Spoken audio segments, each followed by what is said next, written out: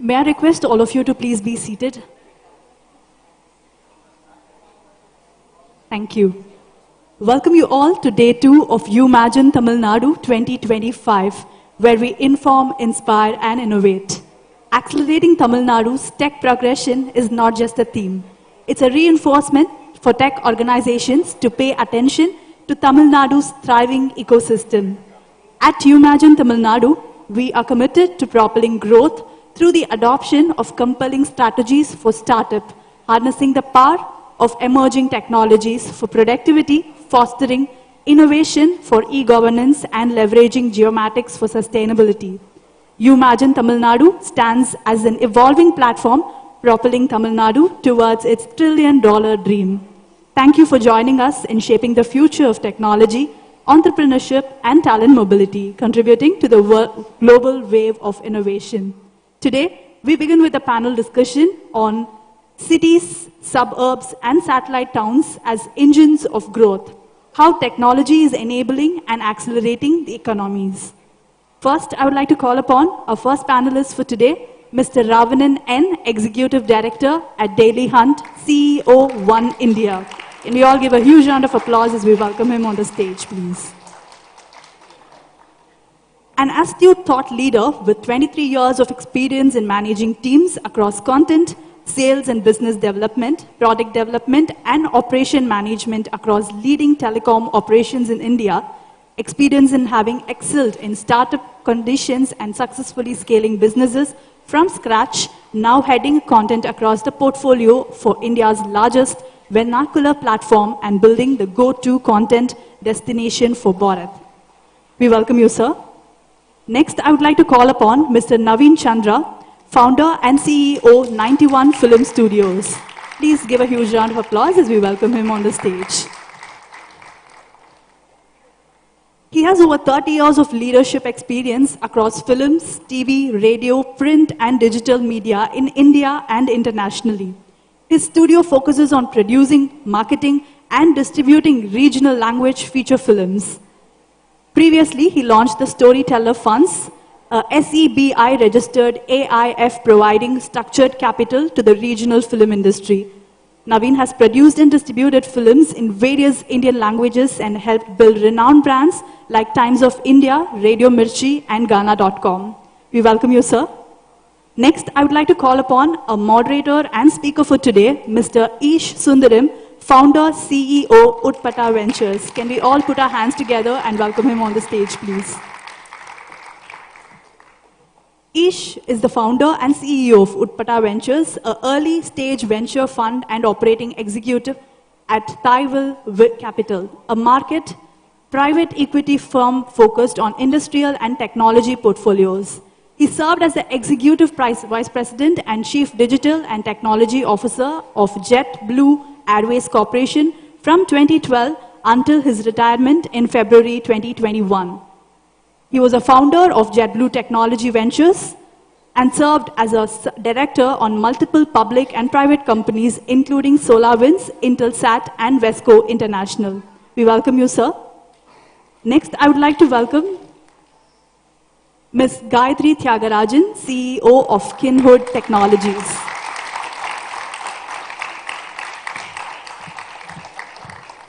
Gayatri Tyagarajan, CEO of Kinhood Technologies and founder of KYN, a neighborhood discovery and connectivity platform, has over 2 decades of versatile experience in financial services and technology firms in London, New York, Zurich, Singapore, and India. She has held senior positions in various verticals like business strategy and leadership, data, technology, operations, and finance. As a senior management professional, she has effectively partnered with C-suite leaders to define the vision and manage the execution of business strategy, leading to targeted, profitable outcomes. We welcome you, ma'am. Last but not the least, I would like to call upon Dr. Viveka Kalidasan. Can we all give a huge round of applause as we welcome her on the stage, please?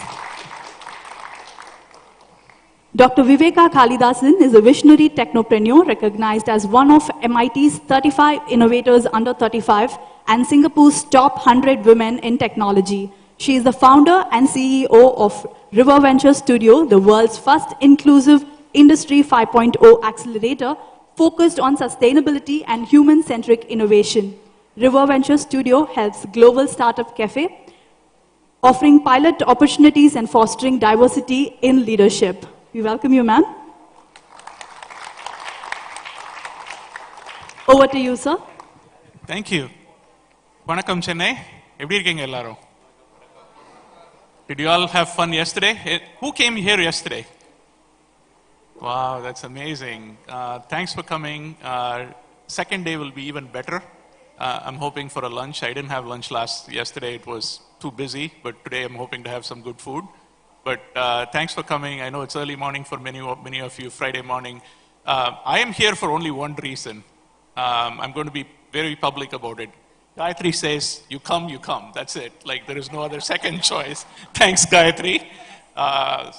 We're very proud of what you do, with your team, and, had a great chance to interact with some of your team members. And before we jump in, we have an amazing set of panelists here. I was also thinking maybe இதை வந்து ஒரு panelக்கு பதிலா ஒரு பட்டிமன்றம் ஆக்கிடலாம்ட்டு, and I'm well seated in the middle too, right? So they can debate amongst themselves. So my job is easy, but I'm going to throw some good questions. What you're going to see in our panelists is not just visionaries and entrepreneurs and all those things, but they are really change agents. What they're all doing in different parts of their work, the community work they are involved in, is amazing and also a massive change to our society. I personally have seen some of the work Gayatri has done, and I got a chance to interact with Mr. Ravanan, and I was looking at your profile in the media. It's just inspiring to see that. So first of all, welcome. Thanks for joining us in the panel. The topic today is very interesting, right? How the world has changed, cities, suburbs, towns. I come from a very small town called Tuticorin. How many of you know Tuticorin? Gayatri, I know you come from Madurai, and Viveka, you come from Madurai, and we all come from small towns, right? We're not like the big city people, like speaking fancy English and going to Don Bosco and stuff like that. We grew up in small towns, but something helped us to be where we are today and open the doors for us. But if I fast forward today, 30 years since I left, Tuticorin and settled abroad, the world has completely changed. Technology has rapidly changed, especially post-pandemic. The influence the suburbs and small towns have had on people's lives, and how rapidly the world has changed around us, and you can work from home, and the digitization of these things, the local, the marketplaces that has evolved. I live in New York, Connecticut area for the last 30 years, and when I come to India, I feel like we are 30 years behind in US in many things that's happening. So it's like the cell phone. Naveen, you probably would appreciate this, and you were in telecommunication too, Mr. Ravanan. Cell phones was first invented in US. Now we are 30 years behind in cell phones, right? India has surpassed because you skipped a generation. When cell phones came into India, it was rapidly a different technology, and you move forward. Like that, I think the digitization, the local marketplaces are all like surpassing the globe, and it's the best time, most exciting time to hear from different leaders around us, their thoughts and what they're doing in the communities, that is going to change lives of every one of you sitting in here. So welcome, and let's start the panel. Gayatri, first question for you. You are a change agent. You're taking information to the hands of people at local marketplaces with your Kin app. What really inspired you to do that? You spent your life in investment banking. It's the craziest job to be in. You love data, I know that. Yes, yeah. But why would you want to do this? Yeah. Why are you so passionate about getting that information in the hands of the local communities and impacting them? What changed your mind? So there are 2-3 things that I actually, that drove me to this particular thing. So as you said, I'm a data person, so I actually look at, what we get. So if you look back, so many years back before internet actually came along, you had very little information that you actually had to synthesize. So in today's world, like I think in the audience, I can actually ask how many people are actually having social, everyone has a social, what is that? The smartphones is what we actually have. So we get information from multiple sources that are actually there. So the velocity and the veracity or the variety of information, almost like, like each of us have become our own data lakes to actually get this information. So being technology people, you can all understand that, like unless you're able to actually synthesize that information, understand it, it is going to become very, very difficult. So for us, when I actually look at it, I also thought that, like we should be able to bring relevant information to people that is actually accessible to you. Now, outside the digital world, you want to actually survive in a community or an area that is actually there, which is of relevance or importance to you. And how is it that we can actually try and bring this to people is what we actually think. So whether it's entertainment, whether it's information that you're actually looking for, or whether it is, like how you do your time pass or anything like that, as long as it's actually relevant to you, then that means that, like you can bring in. So it's almost like a filter on trying to actually see how is it that we can bring this, and how is it that you can offer your services, because you're also a provider of information to multiple people. It can be your business, it can be your profile that you actually have, or your talent that you want to actually communicate, and it should reach the relevant people. And how is it that you're actually going to bring that? So relevance for me is the main driver to actually bring all of these pieces together. And that's the reason I actually thought, like I'll get into this space to make things very relevant to people. You've had an amazing journey. Congratulations. I had a chance to, hear from your team, and most of your team members are here. Can you raise your hand here? You guys have to talk to them. They're one of the best, team I have spoken to. Very inspiring what they do. Viveka, you come from Singapore, my dream city. I always say the safest place on the planet is Singapore. Now Dubai is claiming a little bit of Singapore's fame. What have you learned from Singapore? The good and bad of Singapore, I know a lot of entrepreneurs, you interact with them, you inspire them, you work with them. What have you learned that you can bring back to India? And how do you see the relationship between your work in Singapore and India to kind of help us leap forward to the next chapter?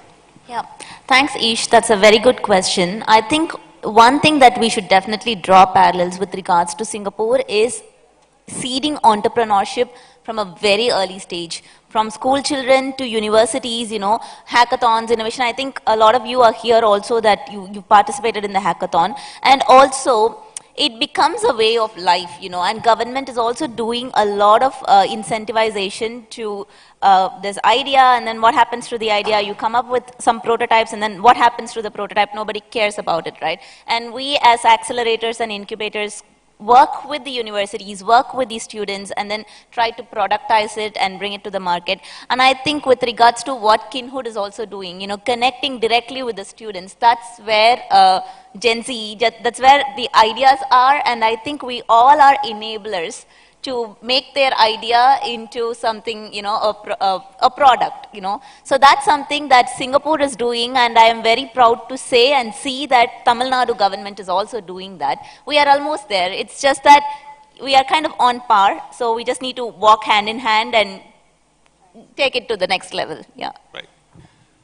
To the right of me is two of our top media professionals. The first thing that comes to my mind is Tirukkural. I love Tirukkural. I spend at least a little bit of time learning.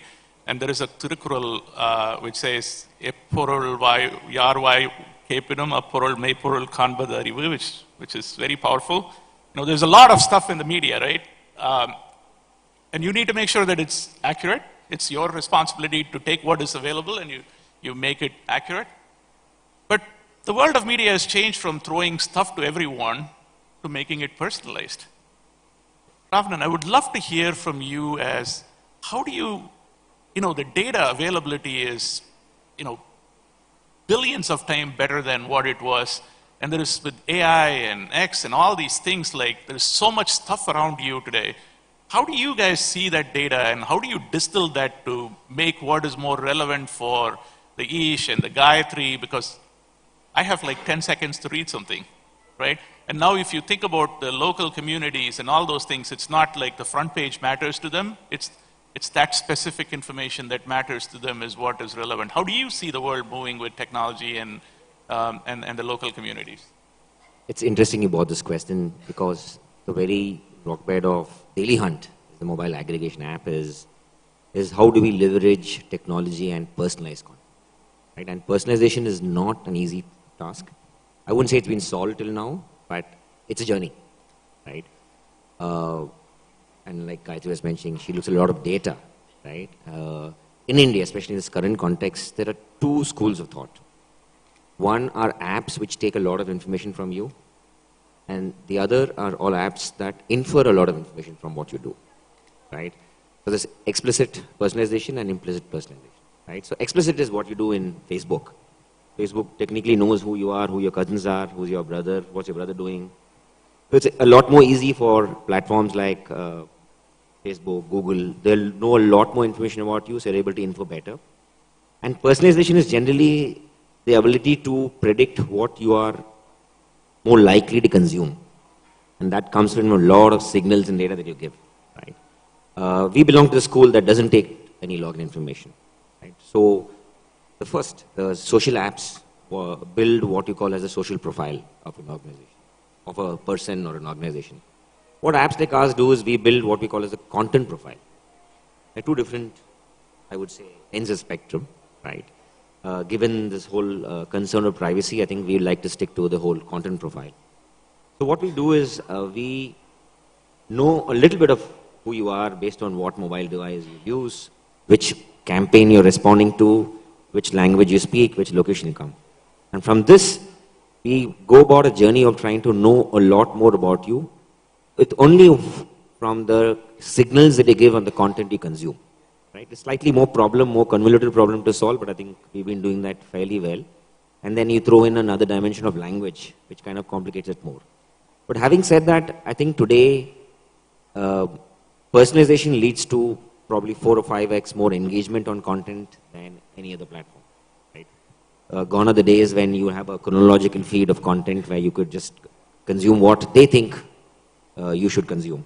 Right? And today, most apps, every home screen of the app is very different from everybody. The person sitting next to you sees something else, and what I see is very different, right? So, while the problem has thrown up a lot of challenges, and especially with a market like India where there are multiple languages, right?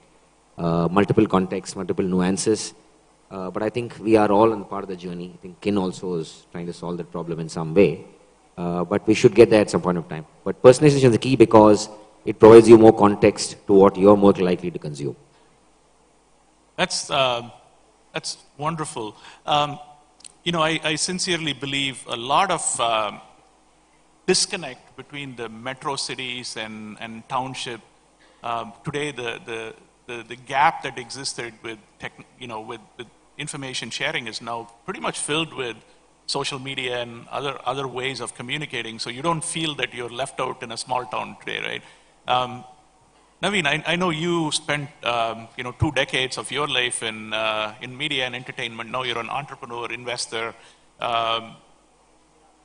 What has changed in your life from being a media guy, Times of India, to becoming who you are today? And how do you see your investment profile change these townships that you want to work with, the smaller towns and the medium-sized cities? Where do you see that growth for you? Thanks, Isha. That's a good question. Thanks, Gayatri, for having me here. I think one of the first realities of modern society is that all of us are migrants, right? On this panel, Ish comes from New York. New York is a migrant city. I come from Bombay. Bombay is a migrant city, right? Gayatri is in Chennai. It's a migrant city. She's in Singapore. She's not from Singapore. She's a migrant to Singapore and so on and so forth. So I think what essentially is all of us are living a migrant life, right? We don't belong to our hometowns. There's a beautiful Tamil film that released last year called Maya Zagan. How many of you have seen it? Okay, so this is a wonderful film. You should see it. It's about a lost childhood. It's about migration to a new city and forgetting your roots. Arvind Swamy and Karthik do a terrific job. Very, very nice, small, easy to consume film. And it tells you what it really means to leave home and to go to a new city, and what it means to come back to the city and feel belonging, that this is where I belong, right? It's a wonderful film. I think you should all watch it if you've not seen it already.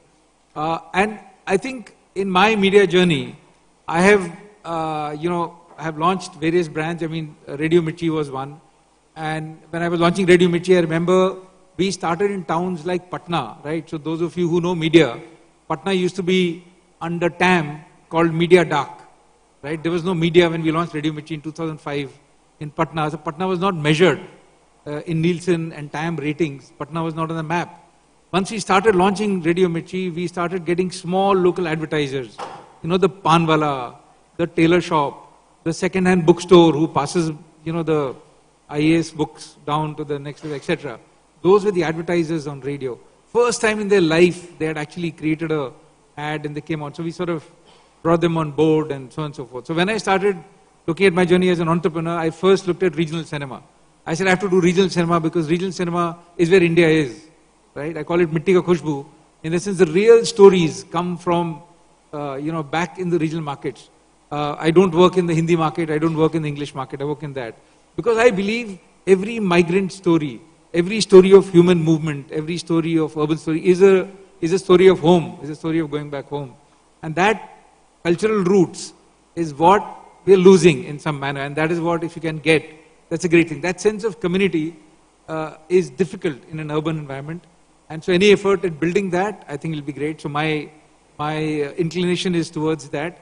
And when I heard of KIN, I think KIN is trying to do that, right? Build communities, remind you of your roots, remind you of your people back home, and try to connect with local neighborhoods. So all of us, when we stay in Bombay, I've been in Bombay 20 years now, but there are still parts of Bombay I don't know. And I think it will be great to sort of know what is happening in Bombay. And I think in the new era, the more you go forward with AI and with technology, the more you want to connect back to your roots. I think that's becoming very, very evident, right? So that's where I'm sort of focusing on. So I do regional cinema. I produce and fund and invest and market and distribute regional films in 10 Indian languages. And I want to look at stories that come from those places and how, what I call mitti ka khushbu, which is smell of the soil, is what moves me, right? That's my journey. Would love to see a movie on Tuticorin. Yeah, sure. It's been a while since Chingam was released, so would love to see another movie. I just want to actually add a point to what Naveen just said. So this is something that I normally tell people, like when I go and when they ask me, like why did you do KIN? So in the 90s, like there was a lot of desire for people to actually understand what's happening in the Western world. So you wanted to know about who's the singer in New York, who's the football player in UK, who's the stand-up comedian in South Africa, and so on. So that's when internet actually opened our eyes. And like to a large extent to what Ish actually said, Thoothukudi, Tirunelveli, Madurai, and like all these people from like tier 2 cities, we've all made it abroad to actually do a lot of things. And then after that, like fast forward, like we wanted to actually know nationalization was very pride, like India and things like that. You wanted to actually be very aware of, like North India and like Ahmad Tak and Amir Khan and Shah Rukh Khan and others were actually there. Today, in today's world, what we're actually moving towards is localization, because you want to know who's your local stand-up comedian who's actually there, who's actually locally able to actually perform and sing and so on. So Motamadi boys, like all of those small talents that you actually have inside your home is what you want to actually go and understand. So in a way, like we've all realized that, like 60% of your time is actually spent in your neighborhood, at your home, or your workplace, or your place of study, and so on. There you want to actually get connected. You spend a lot of time there, so you want to know events around the place. You want to actually know people who are living there. You want to know is there a community that's actually there, basketball community or even a tech community where you can go and engage with them and so on. So from that perspective, like information and trying to actually get it more relevant to you rather than actually trying to look at everything else outside. So there's a shift in people pattern and behavior which is actually there in this, like vast information age. We're not trying to actually replace or anything like that, but, like if you really think about it, how tech is actually going to actually expose all of these small things that are there. So the events that are going on, those people who are there and what offerings are actually there and so on is what, will be more relevant and more interesting to people. And that's what we're actually seeing today as well with the number of people on what they search for in our app and so on. That's pretty cool. Vivek, do you have something to say? Yes, I also wanted to add something for what Gayatri is doing, right? One thing when trying to know what's happening local, more so for people who live abroad, even you told me yesterday that you're here too. Your mom is here, my parents are here, right? Aging population is becoming, it's going to be more than younger generation, but I think that, how can we make use of the younger generation to actually take care of the aging population, which is not living with us. So when I even, like on my phone, I follow NDTV and Hindu, right? And then I choose Madurai and in both to see what's happening there while I'm not in Madurai. More so because to see how it is affecting my parents. Whatever is happening is actually affecting my parents who are living here, right? So I think with regards to that, whatever Kinhood is trying to do to make use of the younger population to take care of the aging population is something that I think that's really very good. Yeah, and I think you should do more so, not just in terms of aggregating news, but also how to deliver something very faster, like which opens a new Q-commerce or a e-commerce, something like that. That's a fantastic segue into this whole concept of micro-market economics, right? When I see something in the developed economies like US and Europe, this is not happening there. There is no local, delivery system. In fact, the town I live in, there is no food after 10 p.m. Everything shuts down. And Uber Eats last delivery is 10 p.m. And then you come to India, like you guys are eating at 2 a.m. in the morning, the best food. There are good and bad things about it, right? The city never sleeps in Chennai and Mumbai. And now I see that in Madurai and Tirunelveli, which is even more amazing. There is life after that, right? So the whole local economy is only going to supercharge with technology. So my first question, Mr. Ravanan, is, you guys are in every nook and corner, trying to carry the news, but also you're trying to market something to people. How has your digital marketing changed in the last 2-3 years, and how do you see the next 2 years with AI and other stuff in terms of driving that local economic growth? Do you guys even think like that? Because everyone who comes to a news media not just comes there because they're reading something, but they're also buying something at some point, right? You're targeting that audience, and that drives economic growth for that city. How do you see that? Before that, I'll probably put this whole hyperlocal thing in context. The way we look at hyperlocal from a content space is hyperlocal is equal to vernacular, right? I'm saying back in 1999 when we started our journey, probably we're trying to raise money, Indian language / vernacular, Indic language is not sexy enough. It is not very attractive enough to even raise money. Because it is considered Tier 2, Tier 3, largely driven by English and to some extent Hindi. I think with the advent of technology, a lot of digitization, I think this whole ecosystem has changed. And once this ecosystem has changed, we realized that India is not one country. It's a million Bharats. The whole VC lingo of million Bharats, right? And Tamil Nadu itself is not just one state because there's so much of heterogeneity, unlike the US. Probably there's one language that entire US speaks, right? We speak 1,622 dialects in India, with Tamil itself is having probably 32 slangs, 32 ways of, speaking, right? So, since our journey started with this whole hyperlocal concepts, we've been looking at this hyper-personalization very closely from day one, right? It started off with language, but then as we progressed over a period of time, consumer behavior also started getting more, I say, granular, right? And since we work on a lot of data, right, we try to match consumption with the propensity or intention to purchase of a real product. Right? So if you look at our personalization layer, doesn't just work on our content serving engine, it also works on our ad engine. And interestingly, the hyperlocal ad market works very differently from your overall digital market. Right. Right? Very different. As of last year, I think digital market is scaled to hit around 50,000, 60,000 crores, right? Of which I think now hyperlocal advertising is 30-40% now. Oh, wow. Yeah, it's a sizable amount of number. Like you said, right? There are local vendors who like to advertise. The whole SMB business, while it's long tail, but it's massive. That's amazing. We're a little bit running behind schedule, and we have something more exciting that is going to happen now. I'll tee it up and then pass it around to the organizers to explain what it is. Gayatri's team has been partnering with, IT&T and, driving a lot of innovation in this community. As a part of that, they've evaluated about 50 plus startups or even more, and kind of distilled that into 25 startups that most of you are here somewhere. Raise your hand who are all part of that startup community. No. This is the Kinnovate Hackathon. The Kinnovate Hackathon. Wow, that's amazing. I spent some time with some of you in the front.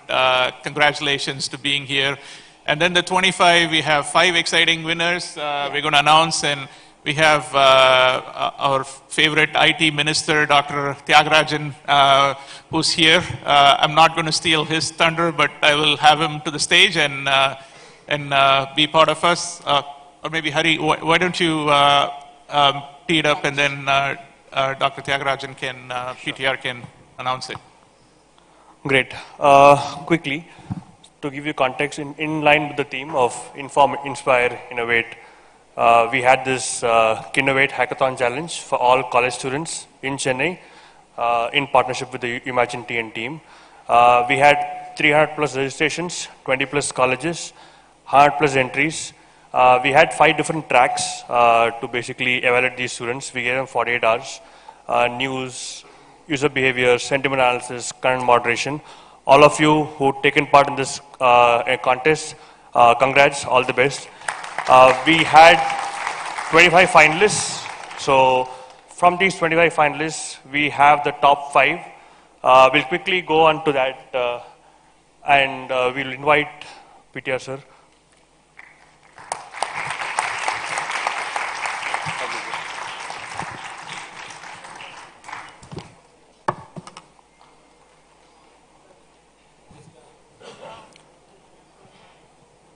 So we'll start off with the special mention 2, which is the 5th team. This is a team from Chennai Institute of Technology. The track being content moderation. The team name Phoenix.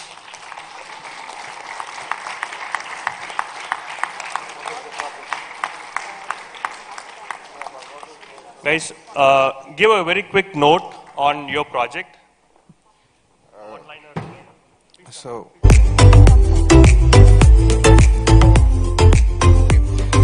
hello everyone, I'm Shwetsa Ashwin from Chennai Institute of Technology, and we created a project called LintToxic, which basically linting the toxicity out of content. So we use some AI models to detect NSFW content, harmful content and toxic content, and filter it out. And we also used a system and a way to detect false information to give more truthful and accurate information to the audience. So that's a basic outline of what our project is. And I would like to add something. Since Kin is actually a local load app, we have also integrated support for Tanglish and other mixed code languages, and we are planning on more support for other Indian languages such as Malayalam, Telugu, Kannada, for having a seamless experience for content moderation. Thank you.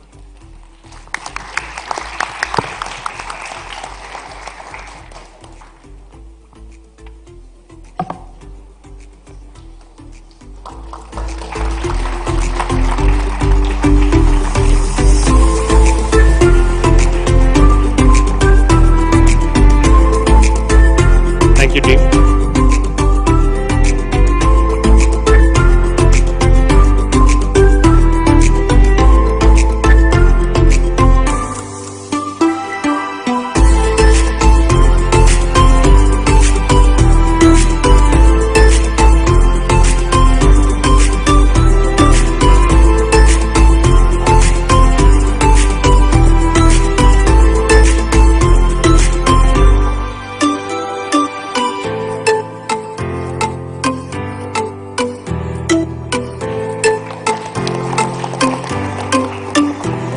Thank you, team. Right. So, team number 4. This is again from Chennai Institute of Technology.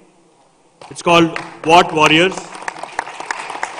They worked on the track called Sentiment Analysis.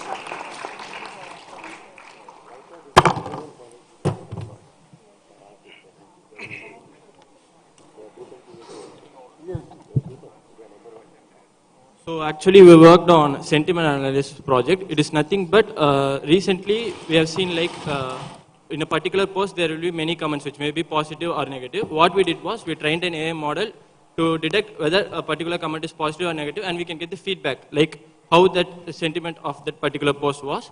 And also we integrated many language support like Tamil, Telugu, whatever language may the comment be. It will translate it to English, and it will detect the sentiments of the comment.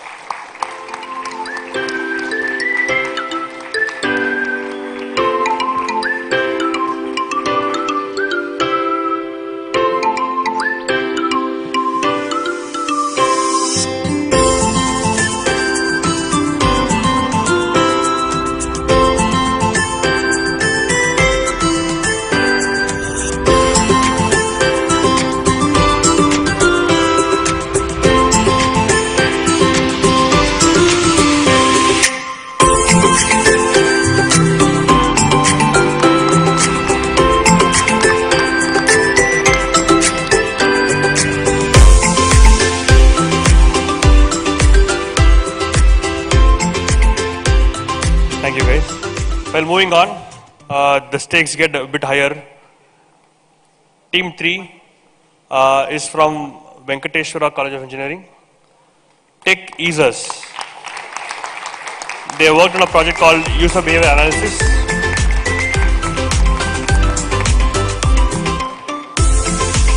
A quick intro with a one-liner.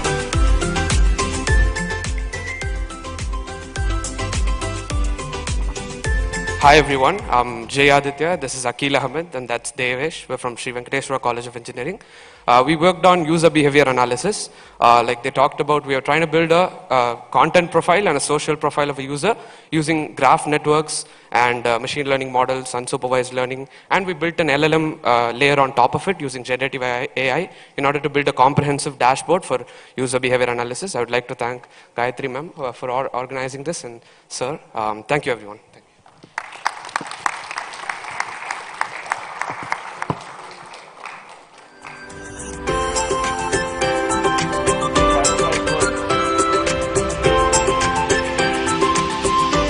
Cash prize worth 25K. Congrats, guys.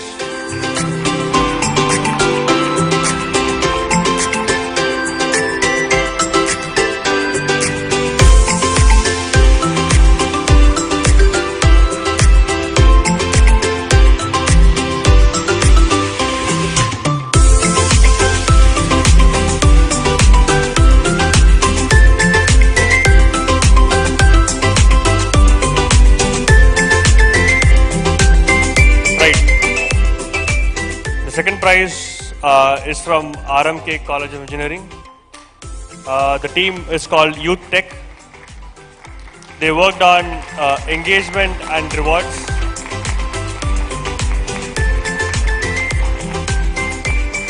Hello, we are team Youth Tech from RMK Engineering College, and we worked on engagement and rewards platform PS, and we first understood that the problem was user retention, and that hardly 10% of the people who download the application are using it actively. So after understanding this, we thought how we could increase the user base, and for that we conducted many surveys, and we understood where incentivization was needed. And to bring upon real world changes and incentivization, we created a feature for donating points and gaining points through quizzes within the app, and that's how we try to innovate and provide a solution to the problem. So, thank you. Good work, guys. A cash prize of 50K.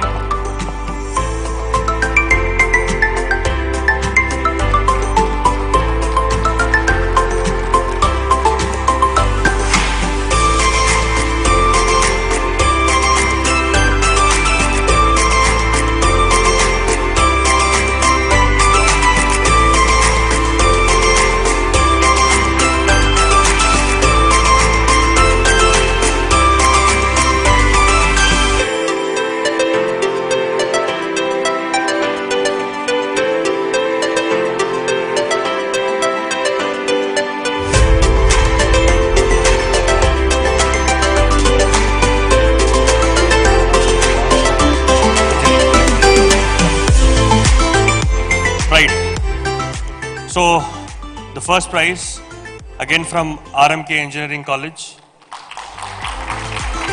The team is called Navina Tamilar. They worked on a track called News and Information. Congrats, guys.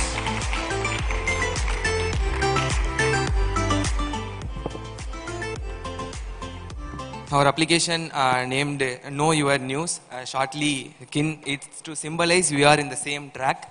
And the application comes with the features for a children's page, and it's a news aggregation application and customization. We have used artificial intelligence, machine learning algorithm for personalization by using each click and the likes.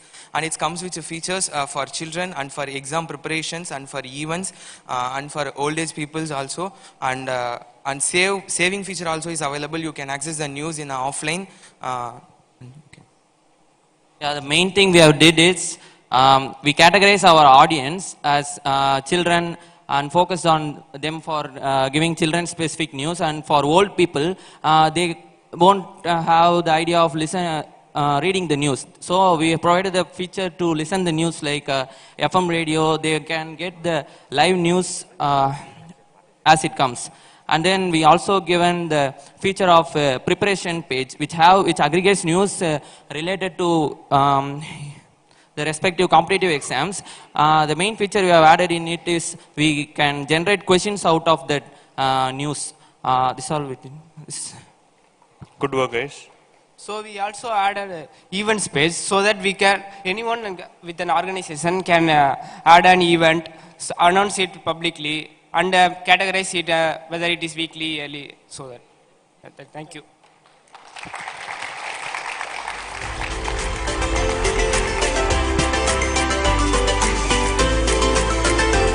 Cash prize was 1 lakh. Congrats, guys.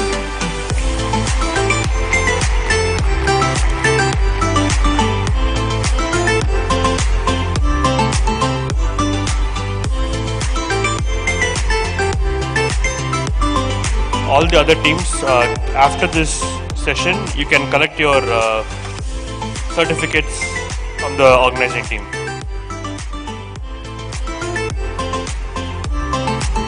Right.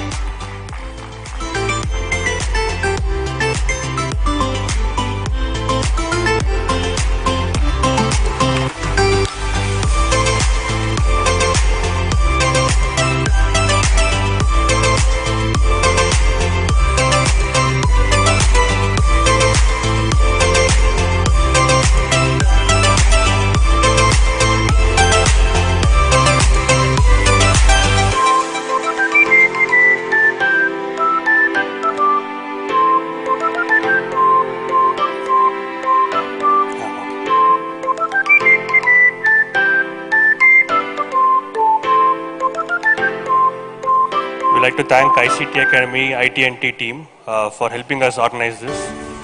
Now I'd like to share the mic to PTR sir for a few encouraging words.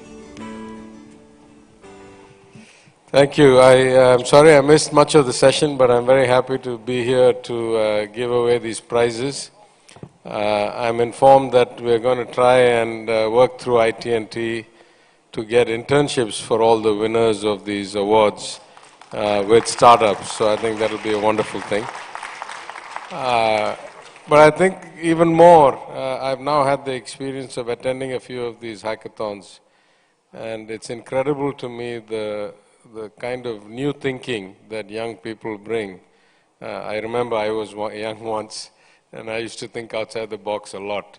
So especially in this age of rapid evolution of technology and new kinds of problems which many of us cannot relate to because, many of us prior to the social media era, prior to the ubiquitous living on your cell phone era, I think many aspects like those highlighted today, sentiment analysis, content screening or automated screening, filtering and selection, all of these, I think there's a lot more to be done.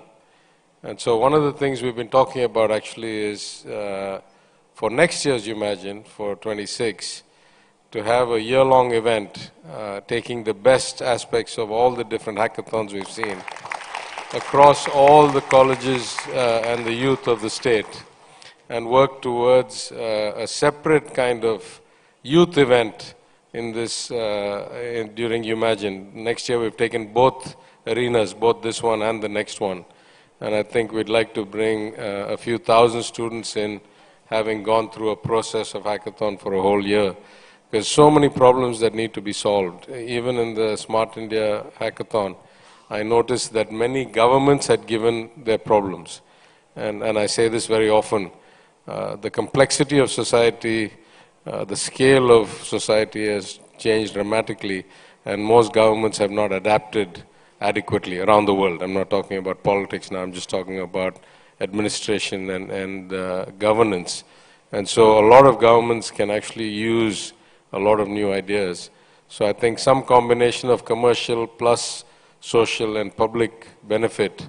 We'll run a year-long hackathon and hope we get brilliant people like those we saw here today to work on problems both in terms of economic impact but also societal improvement. So this is a wonderful start. Thank you to Kin, thank you to IT&T, thank you to the panel here, and we hope to do a lot more of it in the future. Thank you very much. Thank you. Would have Gayatri, our CEO, address the gathering. Hi, a couple of quick words. So thank you, Minister, for gracing this occasion. So I'd like to actually say a little more about Umagine and the effort that, the IT Ministry, the IT&T, and the ICTA have actually done. So just as you guys have a small stage this year to actually do this hackathon, thanks, Minister, to actually say that, he'll take it far wider across the state. Last year, I had the opportunity to launch KIN in the innovation arena. So I had a tech launch that was there. So although I'm a media company, we're still a tech company as well. So it's nice to see the IT Ministry supporting not just, startups, but also extending their support to students as well. So it's like a journey that we all have in terms of taking hoops to become, student creators, and then, startups, and then trying to actually move on to become big industrialists. So I'd really like to actually thank you for the opportunity, sir. So thanks a lot. Thanks.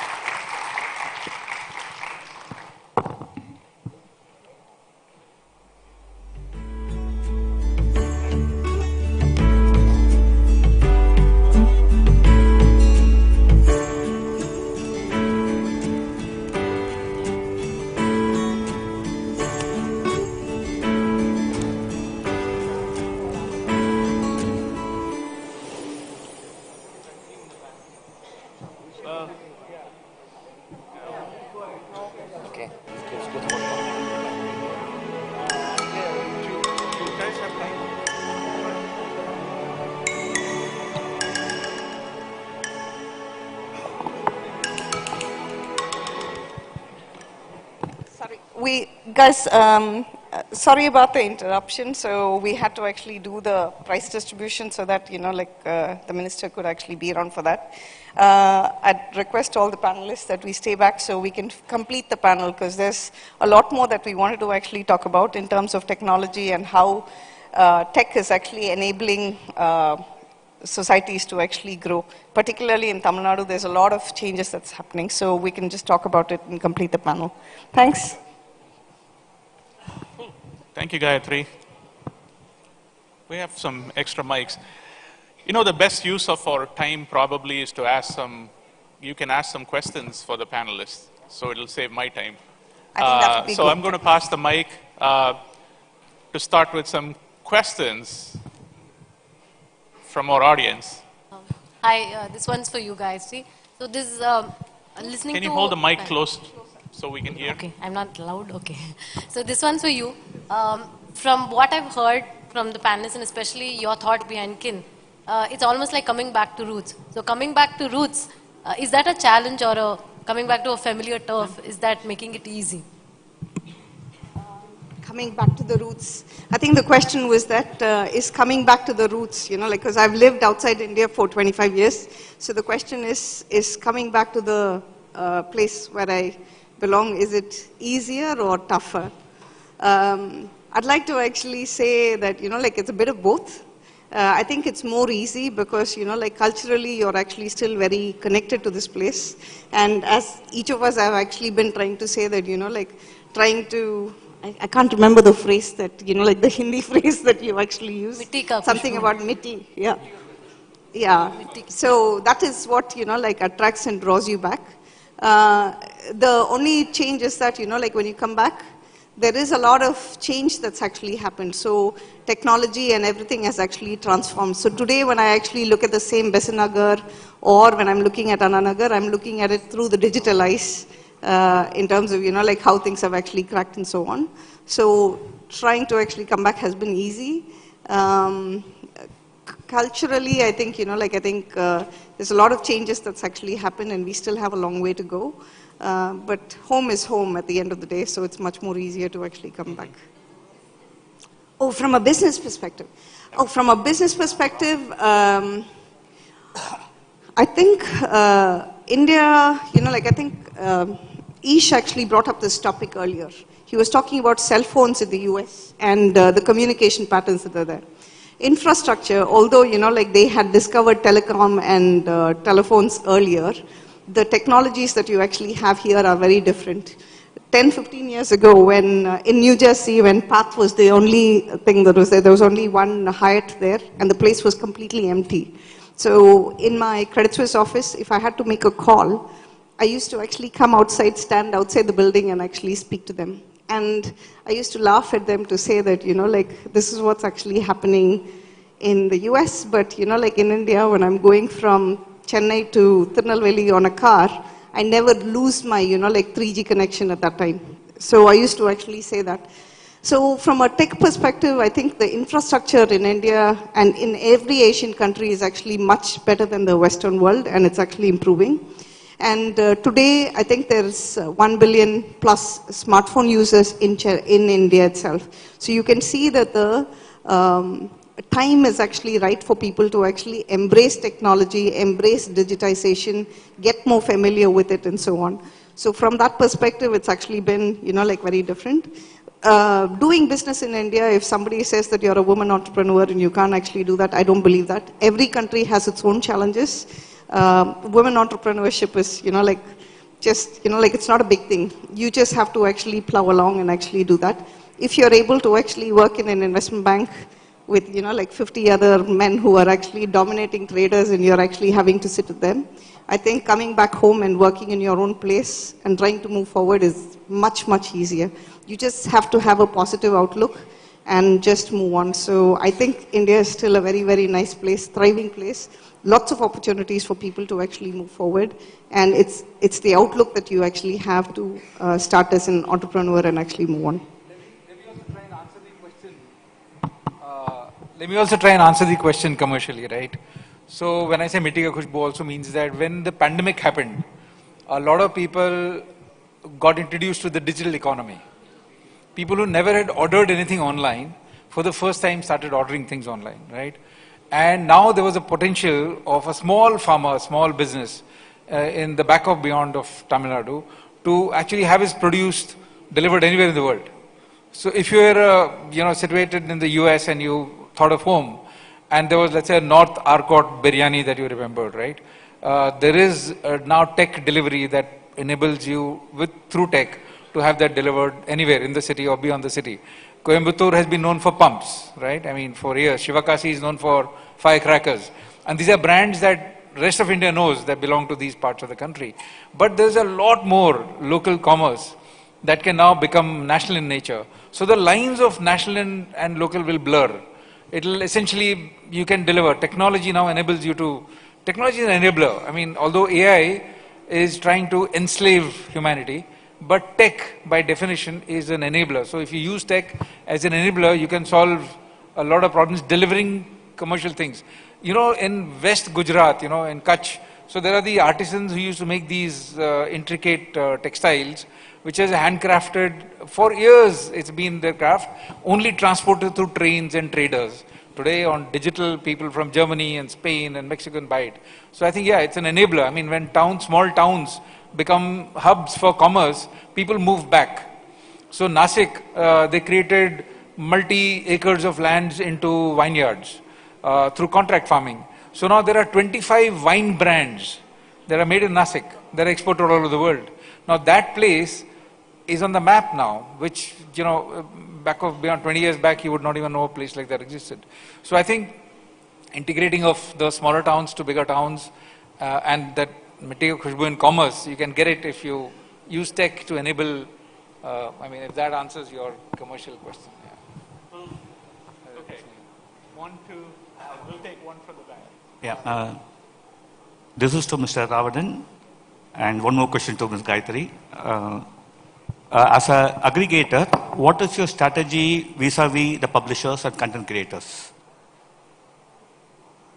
And I'll also can ask Gayatri also, you talk about micro-marketing and neighborhood. What's your definition or understanding of what neighborhood is, or perception of what neighborhood is? Thank you. I'll probably take the question. So, when we started the journey, right, back then, content didn't exist digitally to a large extent. So the problem then was very different. Problem was trying to convince publishers to give us their content without them feeling that we violated their copyright space. But the journey has now progressed to such an extent that today we have every single publisher who's digitally present on a platform, right? So it's a journey. The strategy has evolved over a period of time. Today, I think we've gone beyond a point where my partnership team has any strategy. They're only maintaining partnerships now because we've almost got everybody onto the platform. Having said that, that's one layer of a publishing ecosystem in India. We have those organizations which create content. But as you go downstream, you have a lot of individual creators who started creating content, right? So for that, the strategy is slightly more, I would say, evolved, needs to evolve a little more, because we see that a lot of noise gets generated from individual content creation. I think quite a few of these kids at the Kinthon tried to solve the problem of moderation, right? If you see any platform that's gone through a journey of individual content creators has stepped back a little because it creates a lot more noise than what you'd want. So today, content creation is slightly more, on the text side at least, is slightly more controlled. While on the video side, there's a lot of problems. Now, if you see, Facebook has just changed the strategy on moderation. It's moved towards community notes. Because I think the scale at which it needs to be done is very expensive, right? So that's going to be what defines your strategy on content aggregation. I'll just answer your question very quickly. So I think Professor Gopi was asking about micro markets and my definition of hyperlocal. So hyperlocal is any area that where you're actually standing and like what's going on around you. So in Chennai, like there are about 16 or 18 corporation zones that are there. So I can actually belong to Adyar. So for me, like people in Adyar and that marketplace, maybe the 3 to 5 lakh people in and around that 3-kilometer radius, becomes the marketplace that's there. So when I'm defining about marketplaces, I'm talking about people living there, the shops and entrepreneurs who are actually there, the clubs and communities that actually exist in there. So how is it that that particular community can actually become a self-sustaining micro market economy? So I'm talking about that shopkeeper and that person who's actually there trying to understand what's in their neighborhood, where they actually go, how they can actually leverage that neighborhood for their own things. So you might actually be, like students who are doing Viscom, or you can actually be tech people that are there. You can actually create a smaller, solution for the local shop to be able to actually market or enable e-commerce for them so that they can sell in that particular space. So how is it that, like people are able to self-sufficiently manage within that economy and build that economy forward is my definition of micro markets, and that's what I'm trying to actually push along. So in Chennai, if we actually have 6 or 7 very strong micro markets that I'm actually trying to create, more than 30 or 40% of the GDP of Chennai is probably coming from those areas that are actually there. And how is it that I can enable commerce for them so that, like they can actually grow bigger and not everything gets digitized. There is a level of digitization. Trying to bring digitization to the non-digitized world is also something that, like we're trying to attempt. And that's the objective. And I guess some of you from your hackathons have also given us some more ideas in terms of how we can take the thing forward as well. So thanks again. Thanks for your time. I think we're running a little over to the next ones, but all the panelists will be available just outside. So if you do have any questions or suggestions, please come and speak to us just outside the hall. Thank you. Thanks again for a wonderful morning, and thanks to Ish, Ravnan, Naveen, and Viveka as well for flying and taking all the time to actually speak to us and making this very memorable to us. Thank you. Thanks. Thank you so much, ma'am. May I request you all to please stay back for a few minutes? I'd like to call upon Mr. Guru Chandran, District Revenue Officer, ELCOT, to please come on stage and felicitate all our moderator and speaker today. Can we all give a huge round of applause as we welcome him on the stage, please? First, we'd like to felicitate Mr. Ravanan N. Can we give a huge round of applause, please?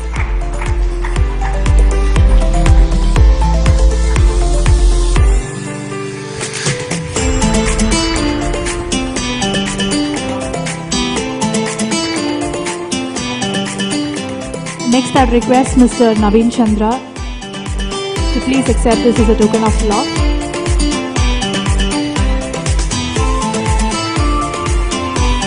Can we all give a huge round of applause, please? Thank you. I now request Mr. Ish Sundaram, Ms. Gayatri Tyagarajan. Can we give a round of applause, please? Last but not the least, we have Mr. Ish Sundaram.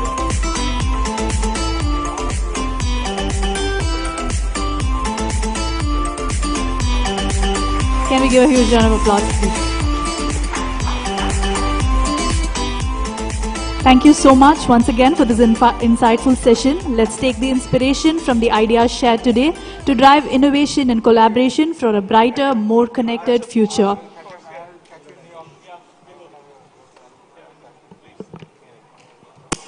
Thank you so much, sir. Thank you so much, ma'am. We are now moving forward to a masterclass on cybersecurity challenges, innovation, and talent needed in marketing. I would request, please, all of you to stay back. It's a very short session. And the speaker for today is Mr. Abdul Kayum. He's a compliance and risk at State Bank of India. Can we all give a huge round of applause as we welcome him? Abdul Kayum, Manager of Compliance and Risk, Regional Business Office, Chennai Central, State Bank of India. He holds a PG Diploma in Business Management. He has an industry experience of 17 years, ranging from corporate world to banking industry. He has worked in international business division, business banking, retail segments, products, and now taking one of the core compliance and risk areas of SBI. The association with SBI is for 11 years now, and he's here to do a masterclass on the cybersecurity challenges, innovation, and talent needs in banking. May I request you all to please put your hands together as we welcome Mr. Abdul Kayum on the stage.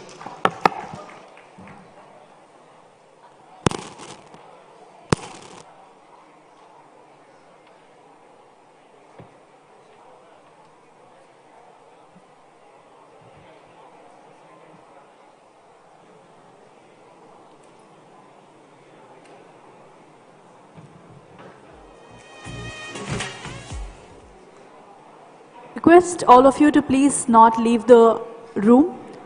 I request all of you to please be seated. This is a kind request to all of you who are leaving the room. I request you to please be seated.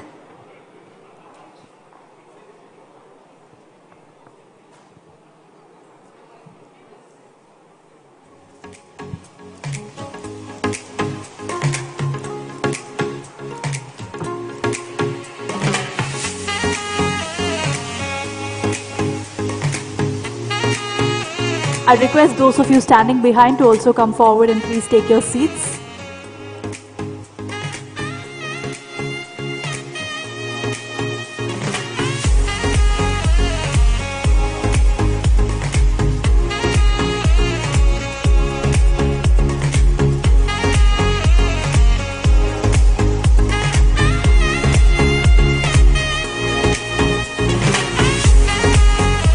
Those of you who are still standing in the back, may I request you to please come forward and take your seats.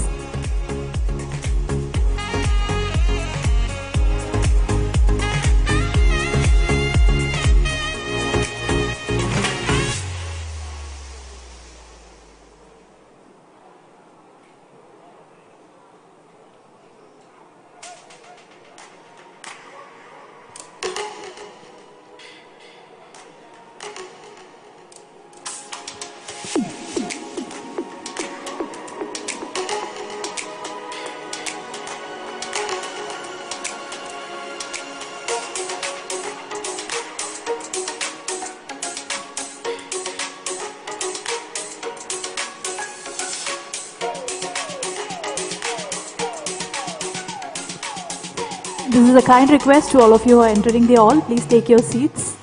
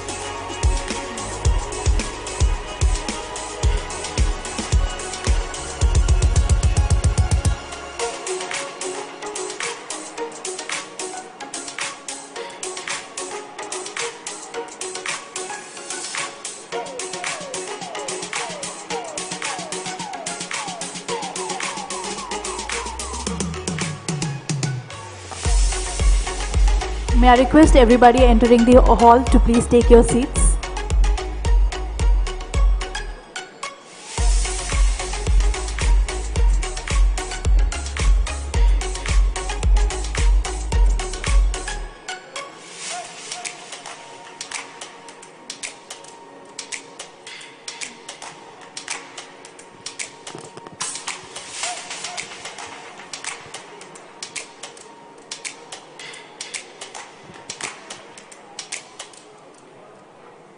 Now we have a masterclass on cybersecurity challenges, innovation and talent needs in banking.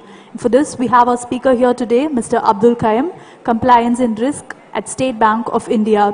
To say a few words about him, he's a regional business office head in Chennai Central, State Bank of India, holding a PG diploma in business management. He has an industry experience of 17 years, ranging from corporate world to banking industries. He has worked in international business division, business banking, retail segments, products, and now taking care of compliance and risk areas at SBI. The association with SBI is for 11 years now. May I request you all to please put your hands together and welcome Mr. Abdul Qayyum on the stage, please.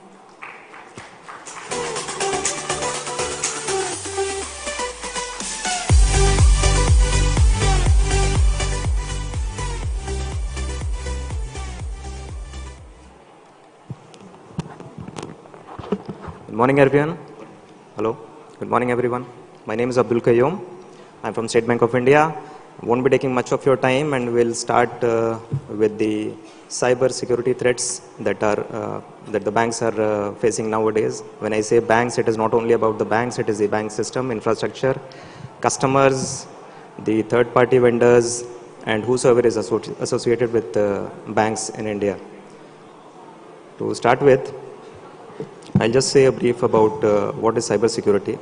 Anything which is done using a computer system and an internet, it can be for good, it can be for bad.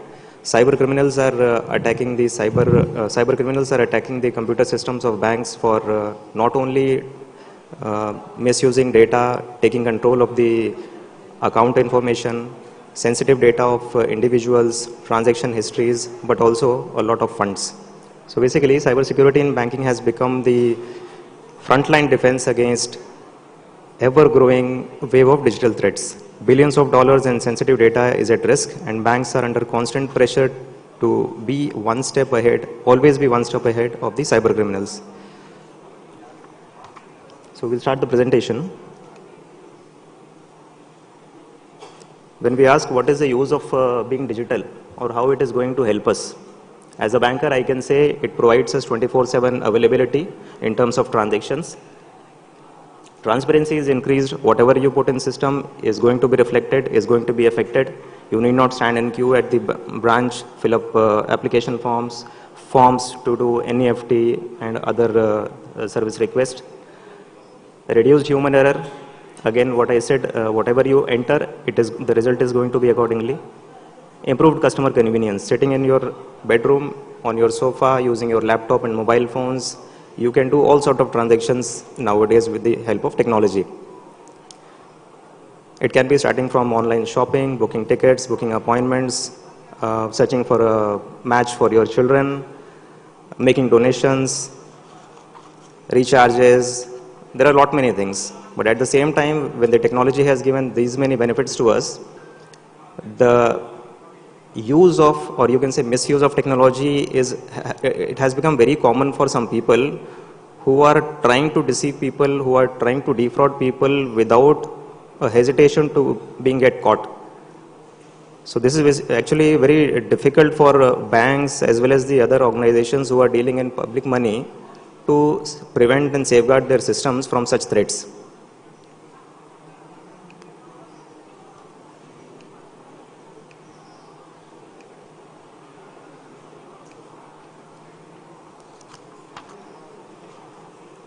Cybersecurity in banking basically refers to the technologies and practices that are designed to protect against any kind of cyber threats.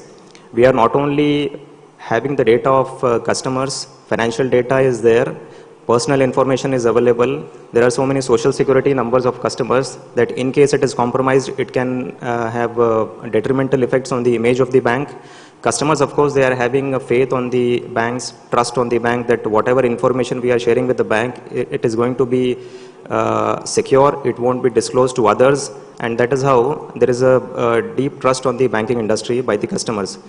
It is not only about the money which is involved, rather the data, it has got more value. So basically, it is about securing the entire digital infrastructure of a bank from online banking system to internal databases against any kind of unauthorized access. Now, why do banks need cyber security? First one is, as I said,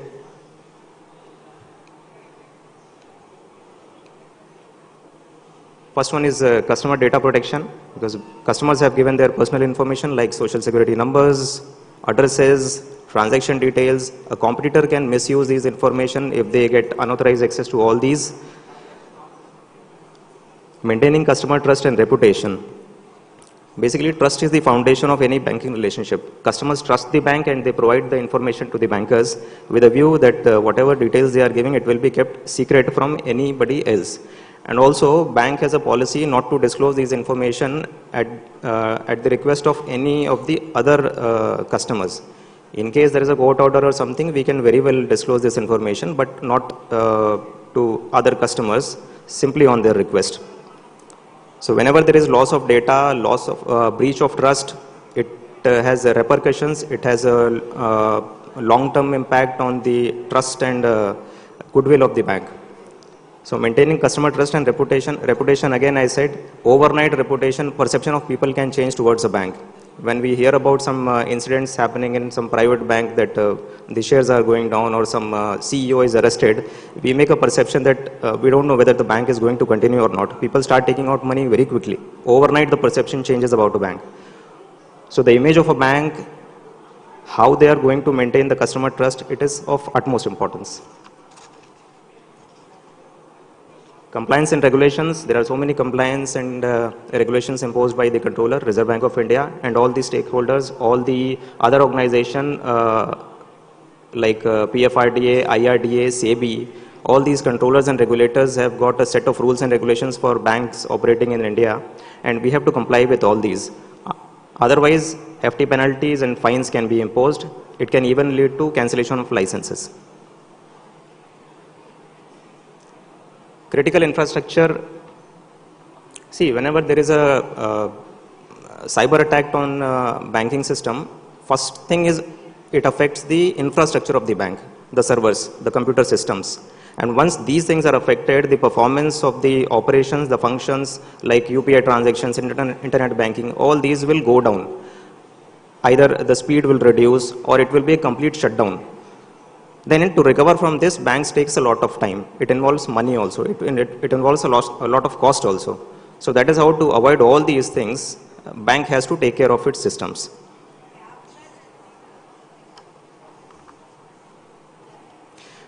And of course, ensuring business continuity.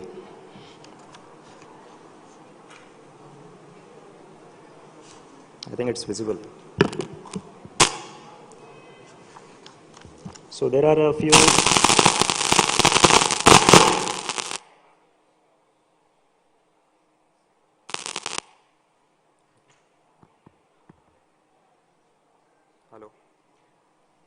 Hello. Hello.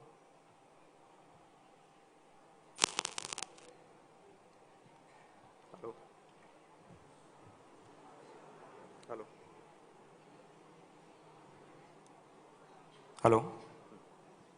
Some of the common cybersecurity threats that are faced by banks nowadays is phishing attacks, a very common thing which was there in the earlier days also. We get a link through email or messages. We are asked to click on it, which redirects us to the bank website or to some other web page where we are asked to share information about our social security numbers, our bank account details, and that is how it gets compromised. This problem is not only faced by the banks, but in fact, banks' customers, the employees, everybody is facing these challenges. And it is still very much in fashion. Although it is very old, but it is still very much in fashion. Malware and ransomware. Ransomware, everybody would have heard. Somebody will have unauthorized access in your system. They will get control on your system. System will be locked out. And to access your own system, you will be asked to pay some amount. Eventually, we end up paying something. Either we will be losing the data or we have to pay something to get back the access to our systems. It can be the computer system or even the mobile phone. By installing some malicious apps or clicking on some links, one connect is established between our computer, our mobile phone and the cyber criminals. By this, they will get control and access to our systems and they will ask us to pay some amount to get back the access, to get back the control of our own phone, our own device. Malwares, malicious softwares, again, not from reputed organizations, reputed companies. Instead, banks, I should not say banks, but many of us often go for shortcuts where we are getting free version of very costly softwares and applications. We download it just like that. Once we click on it and once we install the software on our phones and systems, it creates a link and it starts passing on all the information from our device to the cyber criminals. This is how a bridge is made and they get access to our information which is stored in the device. It can be photographs, files, contact numbers, anything. So be careful with this. Distributed denial of services attacks. What do these attacks do? It will slow down, whenever there is such attack, it will slow down the computer systems. System will take more time in executing an application, executing a transaction. You enter an ATM and you expect that within 2 to 3 minutes your transaction will be over, but it will take more time. You will feel like my ATM card is stuck. Or when you are doing an internet banking transaction, the OTP will take a lot of time to come. Sometimes you have to click on resend OTP 2 to 3 times and eventually the page will be out. Amount gets debited. Again, it's a matter of concern. So this is done by creating a kind of traffic in the system by the cyber criminals so that the entire system gets slowed down and eventually it will affect the performance of the transactions for the bank. NEFT transactions will not be settled in time. Internet banking will take a lot of time. Sometimes it will be a complete shutdown for the banks. And end of the day, we often read in news that Facebook was shut down for so many hours. X was not working. Or IRCTC never works. All these are there is a possibility of DDoS attacks on these systems. Advanced persistent threats. Under this kind of attack, cyber criminals will enter into the systems of the organization in a way that it is not recognized in time. And they will be there in the system for several months and years. Sometimes it is very difficult to find out because our systems are not so good in India to catch each and everything. And many times, as long as they are in systems, they will be stealing information and the organization will not come to know about it. So this kind of threats are not very common in India, but it is reported from many of the other organizations across the world. Third party and supply chain attacks. Banks or other organizations, we are relying on so many third party vendors and services we are getting from outside. Sometimes there is a loophole or these third party vendors create a backdoor for cyber criminals to enter into our systems. This can also be a probable threat for the systems where we can lose some important information or money.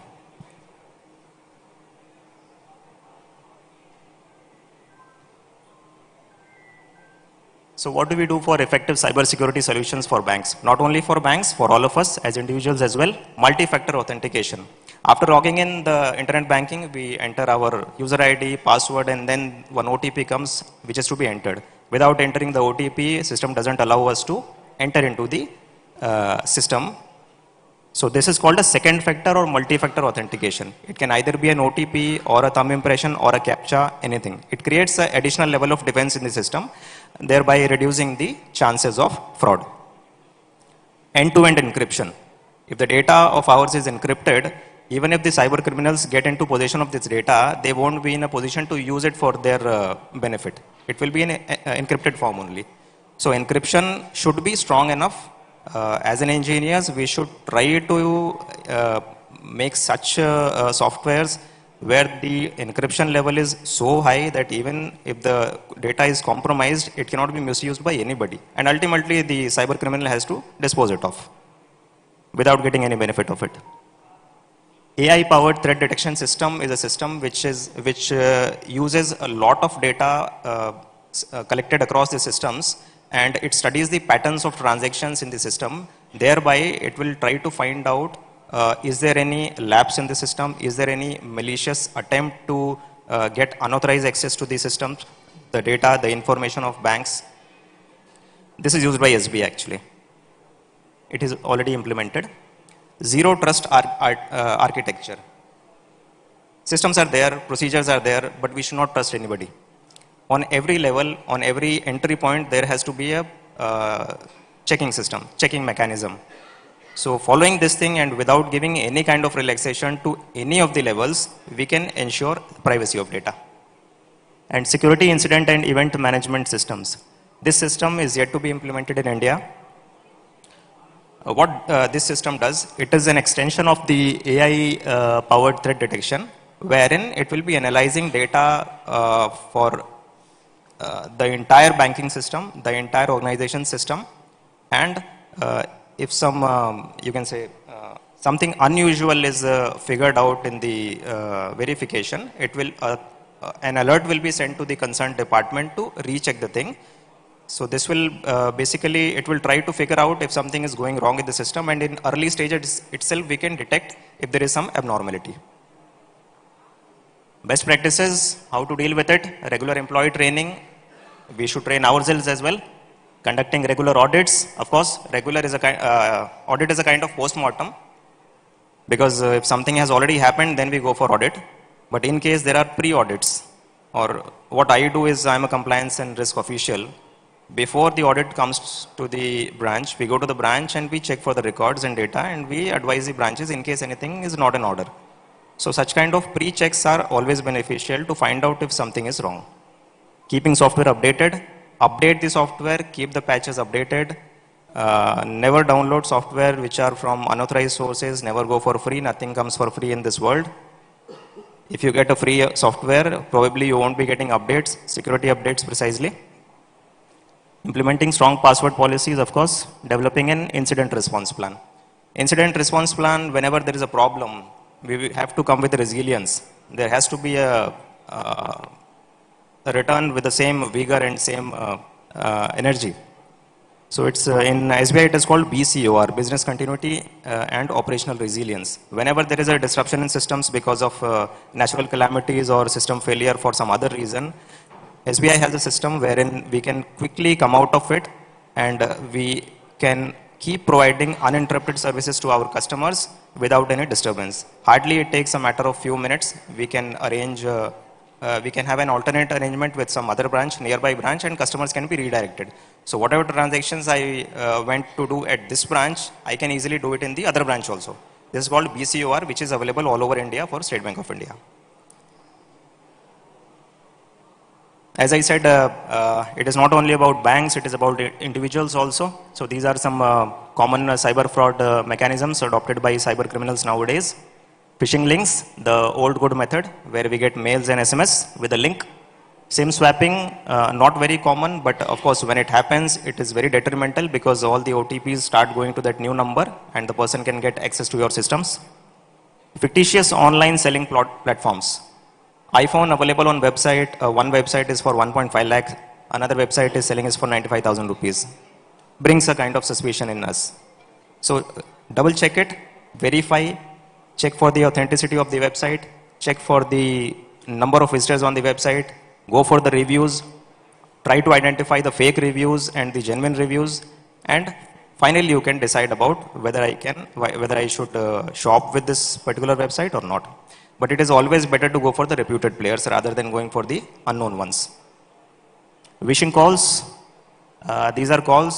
Sir, I'm calling from State Bank of India. You have to update your KYC. Instead of asking you to go to the branch, I'll say, sir, you can share the details with me. I'm sharing a link with you.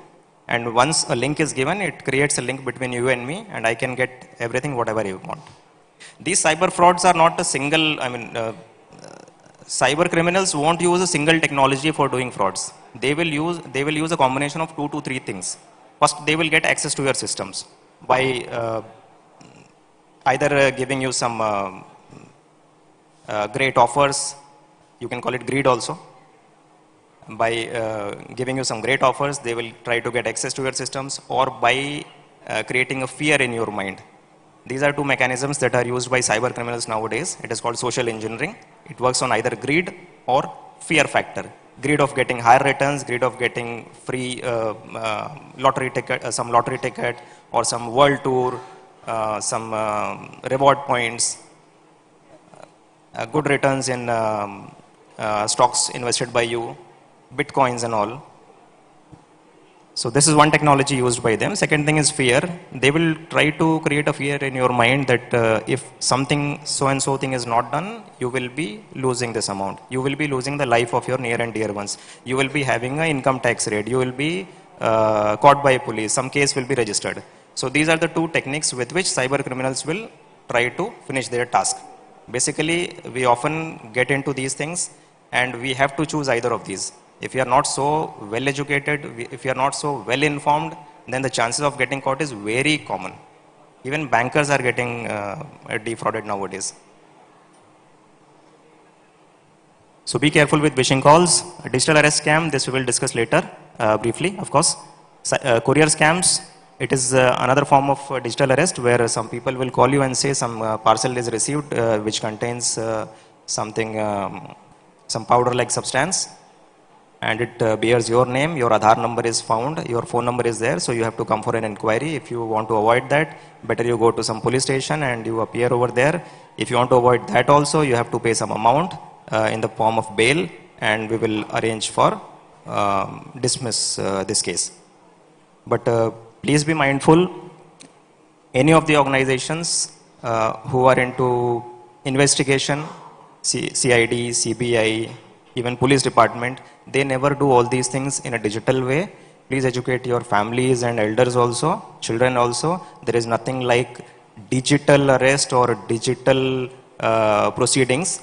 Everything in India so far is physical only. There is no digital arrest. It's always physical, and they will be, in 99% cases, they will be following the SOPs. They have to follow their SOPs. So try to understand, whenever somebody is giving you a shortcut to get away with some legal implications, beware, disconnect the call. It is not going to cost you anything. Screen sharing apps like TeamViewer, fake details in search engines. Sometimes the search engines itself are fake. Always look for the padlock symbol on the top. And of course, you can see how many visitors are there on the website, contact numbers given on the website. And avoid having any unknown or unverified apps on your system. This we have already discussed mostly. This is another kind of fraud which nowadays we are facing. In the name of interviews and training sessions, some of the companies will ask to make you payment, but none of the good companies or reputed companies will be charging any amount from you before getting you on the roll. So never make such payments. Be careful. Lottery fraud, again, you have won a lottery of say 1 crore, you have to pay 5%. Oh, it's a good deal. Simply by paying 5%, I'll be getting this much of amount. No, nothing comes for free. And especially for lotteries, be double careful. Juice jacking, whenever you find a port where you can charge your mobile, always carry your adapter with you, adapter as well as the data cable. Simply don't insert the data cable in the charging slot because it can juice your data, phone data. If adapter is there, it will work as a protection. You will be getting only the current to charge your phone. Data will not be passed. So often on railway stations and airports, we see such charging points. Be mindful, don't use simply your data cable for charging the phones, better use the adapters. Along with the adapters, sorry. This has become very common. I think some of us would have received calls like this, that you have been digital arrested for something, and you have to pay an amount to get a bail bond. There will be a setup, there will be a video call where judges will be sitting or policemen will be sitting in uniform with flags in the background, and they will be talking as if they are calling from some investigation department in Mumbai, and they will tell you that, sir, your name has appeared in some unlawful activities and you have to face consequences. So immediately come over to Mumbai. We have a hearing scheduled for you. If you fail to arrive here, then we have to issue an arrest warrant in your name. They won't give you time to think over it. They will ask you not to discuss anything with anybody. This is how they will create a sense of fear in your mind. And ultimately you will be following their instructions. So these are all mind games which are played by cyber criminals to extract money out of us. Again, they have a benefit. They won't be getting arrested, no. It's very easy to get escape. And chances of arrest are minimal. They will disconnect the call. Many videos are there on YouTube where we see such cyber frauds have called real policemen. And real policemen have uploaded those videos on YouTube. So there is nothing like digital arrest. Arrest is only physical. Be careful with your transactions. If you have not done something, you need not worry. If you disconnect a call, nobody is going to take action against you, not even the local constable. Nobody will take action against you. And whenever you come across such thing, please inform the bank. Please inform the bank wherever you are maintaining your accounts. Always note down the phone number of the branch manager or branch staff. Customer care numbers are given in all the passbooks, backside of the ATM cards, credit cards. Always be in touch with your bank. Change the passwords. Once you realize that something has gone wrong, you have to report it. The moment you feel like something is going wrong, it has gone fishy, you have to change the passwords. Change the password, block the ATM cards, block the internet banking facility, and later once everything gets settled down, you can again change the passwords and start using it. Courier scams, as I said, DHL, Jumbo Box. Some do's and don'ts for ATM cards. It's all very common, known to everybody. This is one helpline number given by our Government of India, 1930. For any kind of cyber frauds, we should report it to 1930, or we can lodge our complaint to cybercrime.gov.in also. Apart from and in addition to informing your branch manager or branch staff, you should report on this also. Once a complaint is registered on this, it travels down up to the last institution where the money has been transferred. See, when somebody takes your money or transfers the money from your account to one account, there will be a chain of transfers. The money goes instantly to so many banks, so many accounts. So it is always beneficial to report the matter in the golden hour. That is the moment you realize it has to be reported immediately. So thereby the chances of recovering this amount will be on higher side. 1930, the department says there are chances of 80% of recovery when it is reported well in time. So the moment you realize something has gone wrong, even if it is midnight, try to report it immediately. At least start the procedure.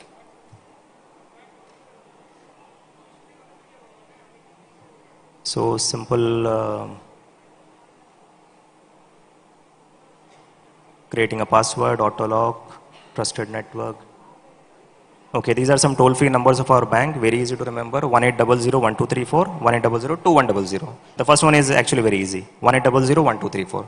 This is the customer care number on which you can make a call and report to all sort of cyber incidents or all sort of service requests also.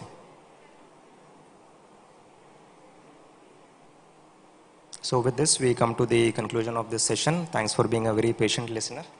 I wish you a very good day ahead. Thank you.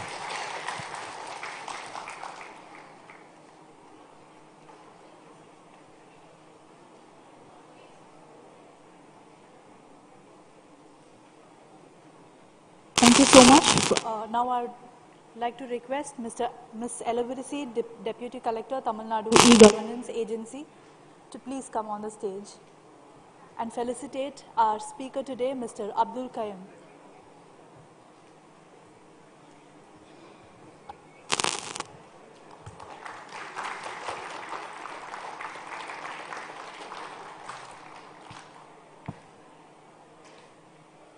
Thank you so much for contributing to such a meaningful session. Let's contribute, explore and learn and innovate together. Next, we are moving on to the other session, which is a panel discussion on the topic Building a Tech Talent Ecosystem, Nurturing the Next Generation of Innovators. And for this, I would like to first call upon Ms. Rama Devi, Chief HR Officer, who will be the moderator and speaker for today.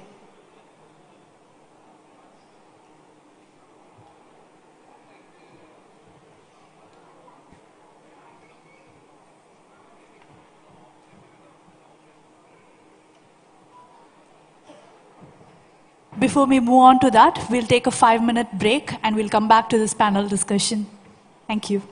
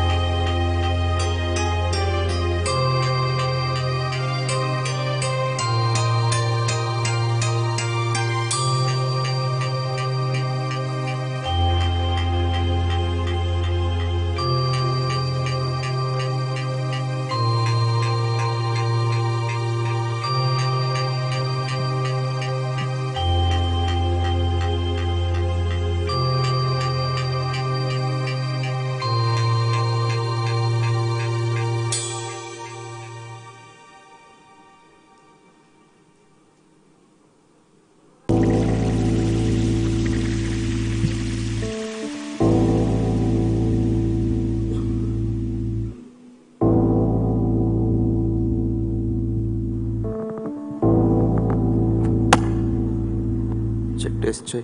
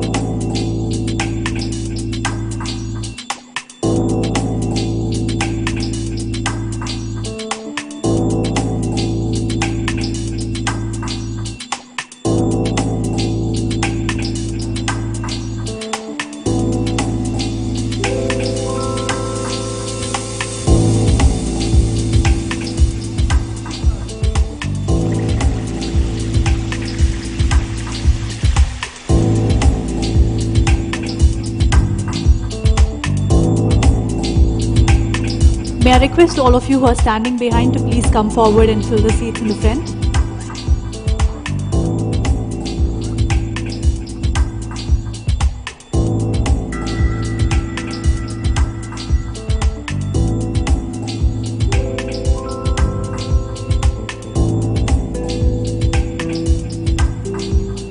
This is a kind attention to all of you standing in the black. Please come forward and take your seats.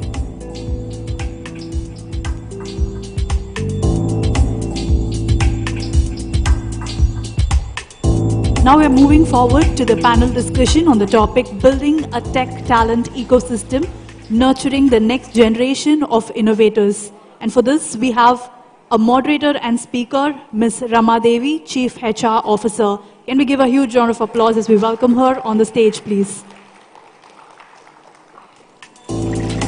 Rama Devi, a seasoned HR professional with over 25 years of experience, blends strategic expertise with operational excellence.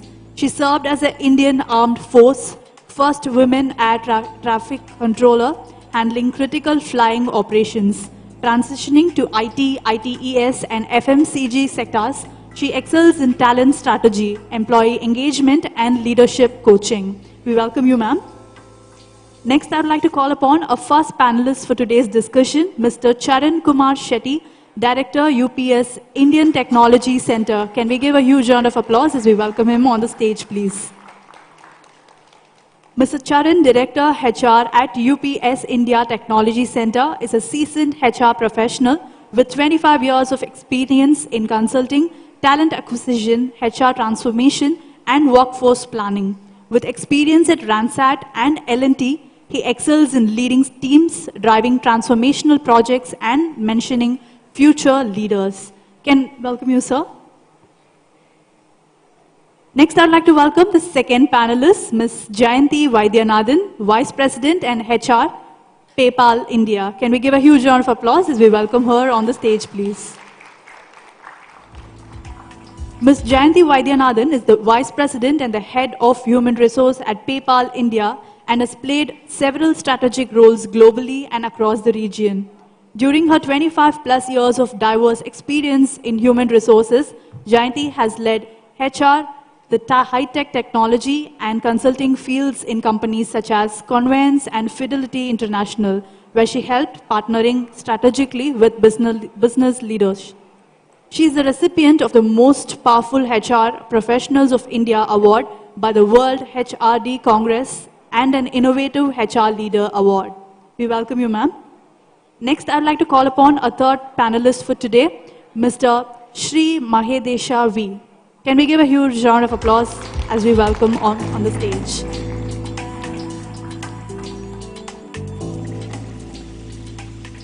Mr. Sri Mahedesha V is the Jurisdictional Director of Software Technology Parks of India, STPI, Chennai, under the Ministry of Electronics and Informational Technology, Government of India. With over 24 years of expertise, he plays a key role in administrating the STP, EHTP schemes for promoting software exports and developing the startup ecosystem in Tamil Nadu, Pondicherry, and Andaman and Nicobar Islands. He has made significant contributions to the IT industry, ESDM sector, startups, e-governance, and cybersecurity. We welcome you, sir. I'd like to call upon our fourth panelist for today, Mr. Srikanth, CEO, ICT Academy. Can we all put our hands together and welcome him on the stage, please? Mr. Srikanth, Chief Executive Officer of ICT Academy of Tamil Nadu, is a seasoned leader with over 20 years of experience in education and IT, ITES sectors. Since joining ICT Academy in 2012, he has advanced through roles now driving strategic planning, government projects, corporate partnerships, and education technology. Passionate about bridging the industry academy skill gap, he promotes digital empowerment, entrepreneurship, and career development. A frequent speaker advocating initiatives like Skill India and India Digital. He excels in programming management, partnerships, and government relations. We welcome you, sir. Over to you, ma'am.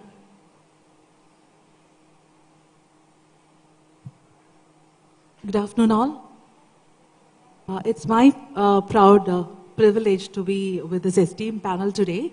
And as we all know, the pace at which the industry or the technology landscape is changing, it's important and very pertinent for the manpower to be ready for that. The world belongs to people who can innovate fast and keep up their pace with the moving technology space, right? So this esteemed panel today will be sharing their views and visions on how to build a technology talent ecosystem which is sustainable, especially for Tamil Nadu as well. Their views on how to build this talent ecosystem and explore some of the strategies for cultivating this ongoing innovators which we need. We really need innovators to keep up the pace of the industry what we are having.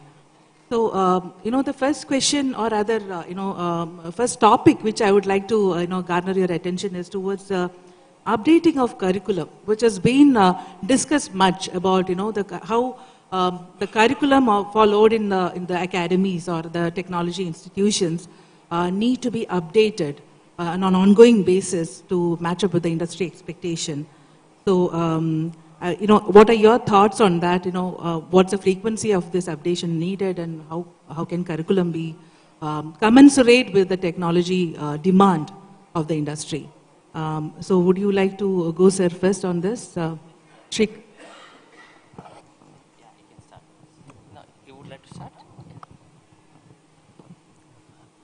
I just put it this way. See, we are in the living in the cusp of transformation of digital journeys, be it in personal life, business journeys. First and foremost thing is, I think, with a lot of disruptions which is taking across the industries, okay, we should be very cautious about oneself in terms of, we should not be forgetting that we are human beings. It's the first and foremost thing, because that's the one thing, because we are connected with emotions, feelings, all that, right? So with that, I think very important that one has to be for oneself in our lives. Coming to the digital era, so I think tons of data is available, and we are actually not with us, especially students. I am feeling that in this audience is more of, I'm sure that more than 60% of the audience is actually students from various esteemed organizations, institutions. I would like to say that so you please be balanced in terms of what you learn, and make your foundations digital learning very, very solid in terms of basics. So having said that, these two things, balancing life as well as the technology learning. So from the point of view, your question is basically how do you make the school our institutions syllabus much more oriented towards making them industry ready kind of a thing. See, thing is, our institutions by and large, we are actually regulated by UGCs, okay, MHRD and all. So we are actually going with a kind of a framework under which Government of India or concerned bodies actually put up the framework under that need to be, every syllabus need to be put into place.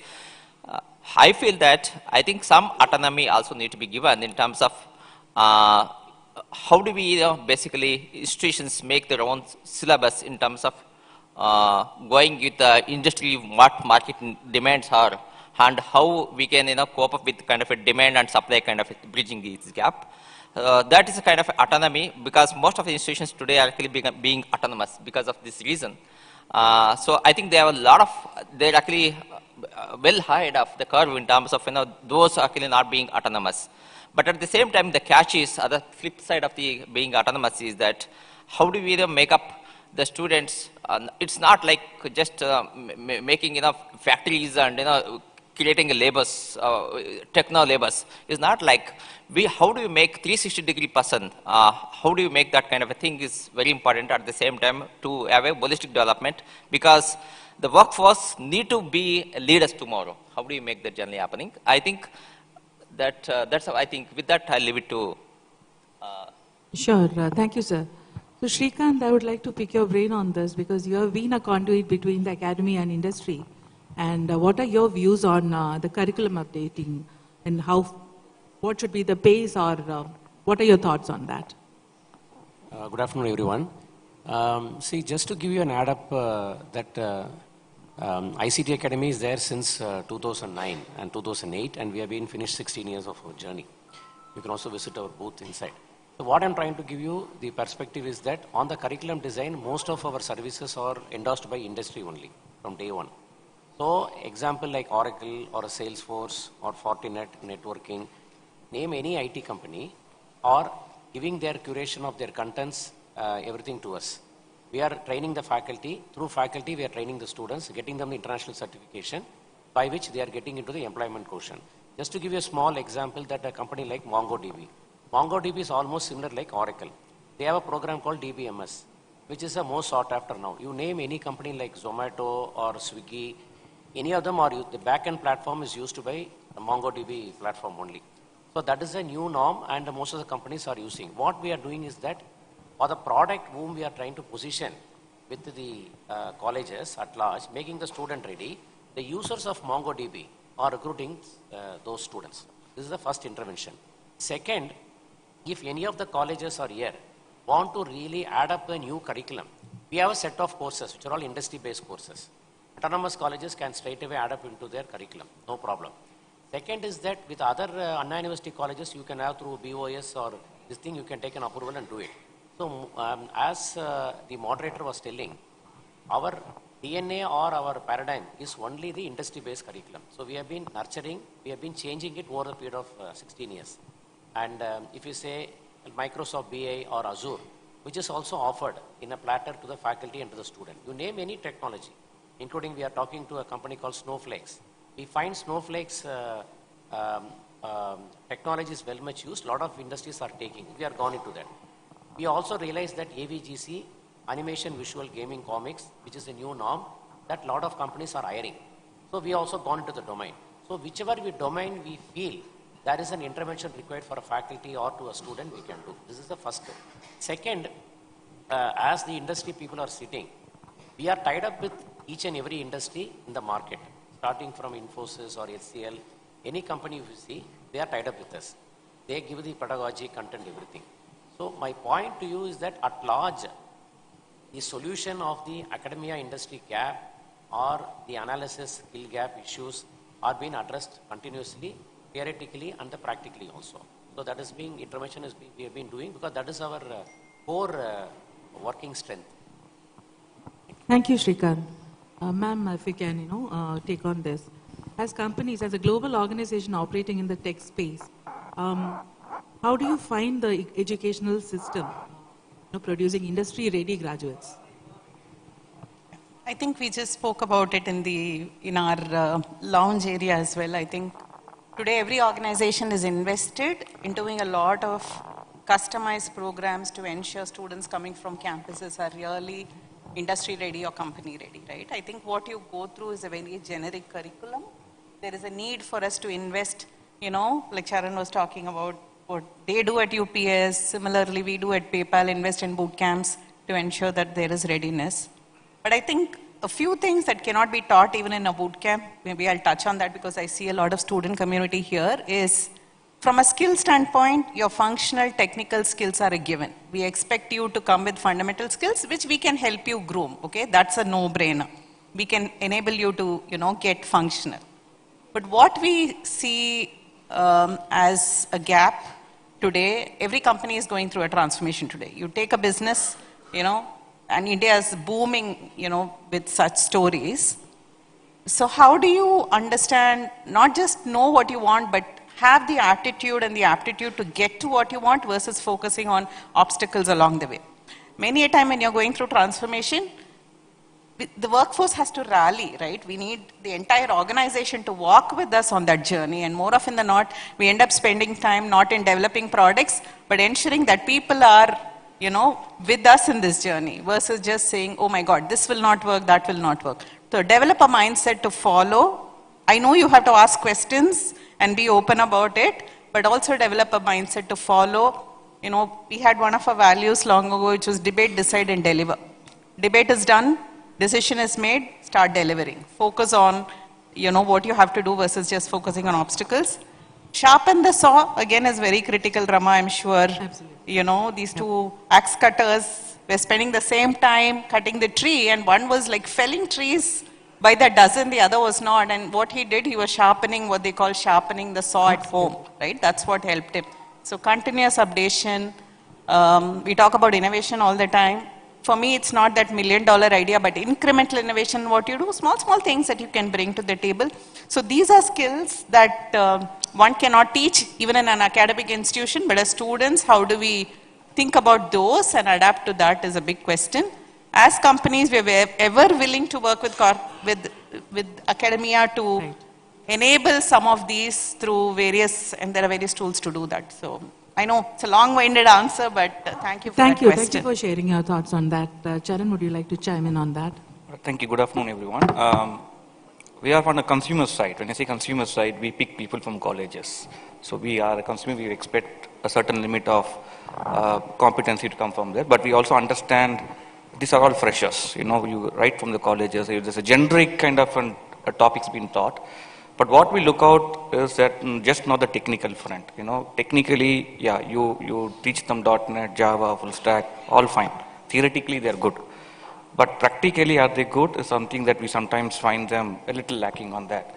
So I think the exposure, again, we were talking on the launch, is that a lot of colleges have these internships as the last 6 months as a tick off and say, okay, do internship, you're off and done. I think internship should be there at least for a year. You know, that's how people will learn, that's how people will know what's really happening in the industry.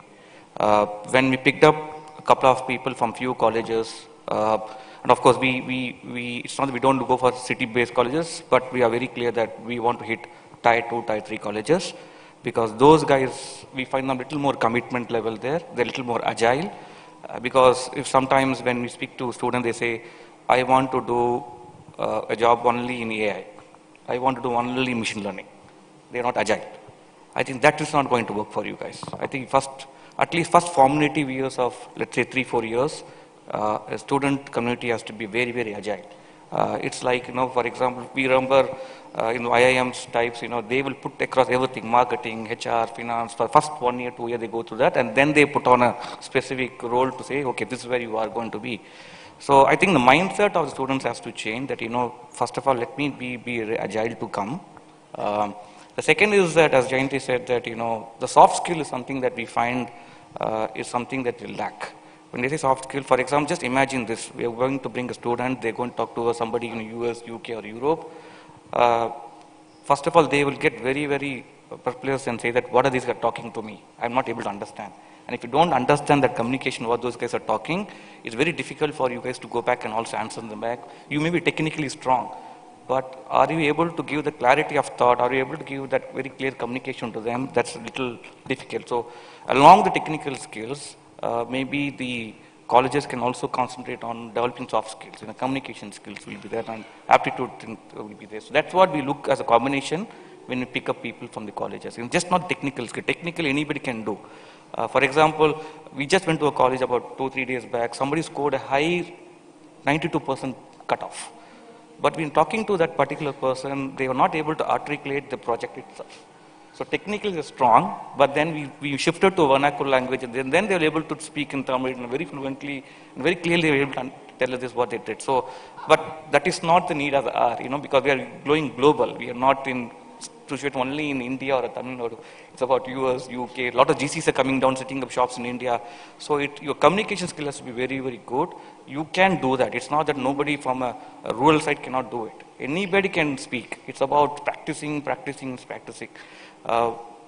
Just about last point, we picked up from 15 people from a tier 2 colleges about 6 months back. One of them, one of our colleague's friend, they also went to a campus, and they saw 2 students talking in English. Okay, conversation in English in that sort of a tier 2 city. Then he asked them, this is why I'm surprised that you guys are talking in English. Why? He said, we have been picked from the UPS. We know we're going to talk to US people. So we now started practicing not to talk in English. And that guy took the video, sent to me and said that this is what it's happening in the colleges. I thought we felt very happy about that. And that is what is required from the college community also. Yeah. That's inspiring, isn't it? So we can make 100 programs, but the ultimate readiness has to come from the student community, right? No willingness to go that extra mile and learn little extra than what the college curriculum is teaching is what is coming out from all my panel's discussion. So just just to pick the thread again between probably Madhish and Shrikant, how do we ensure that this sort of the ICT sort of initiatives are given to even the underserved communities or the far-fetched tier? You talk about tier 2. What about tier 3 or villages? So is there any direction from the government so far to take these sort of programs into lesser or other remote places of our country as well, because we are being a very, very large population here.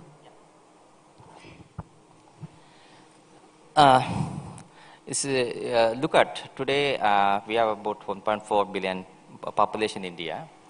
I think more than 50% we are already connected, internet connected. And after that, if you can look at the stats of, basically how many of them actually engage with social media and digital literacy and all. So when it comes to that, it's about more than equally as internet connected. Those who are connected, I can put it this way, digitally literate. In a way, how do you access the technology and start using the technology point of view? If you can look at, so with the introduction of UPI, the things have dramatically changed in India. That gives a one of the best example how basically we are adapting to those kind of technologies. In our basically digital lifestyle, how one has to be there, and also business entities can embrace those.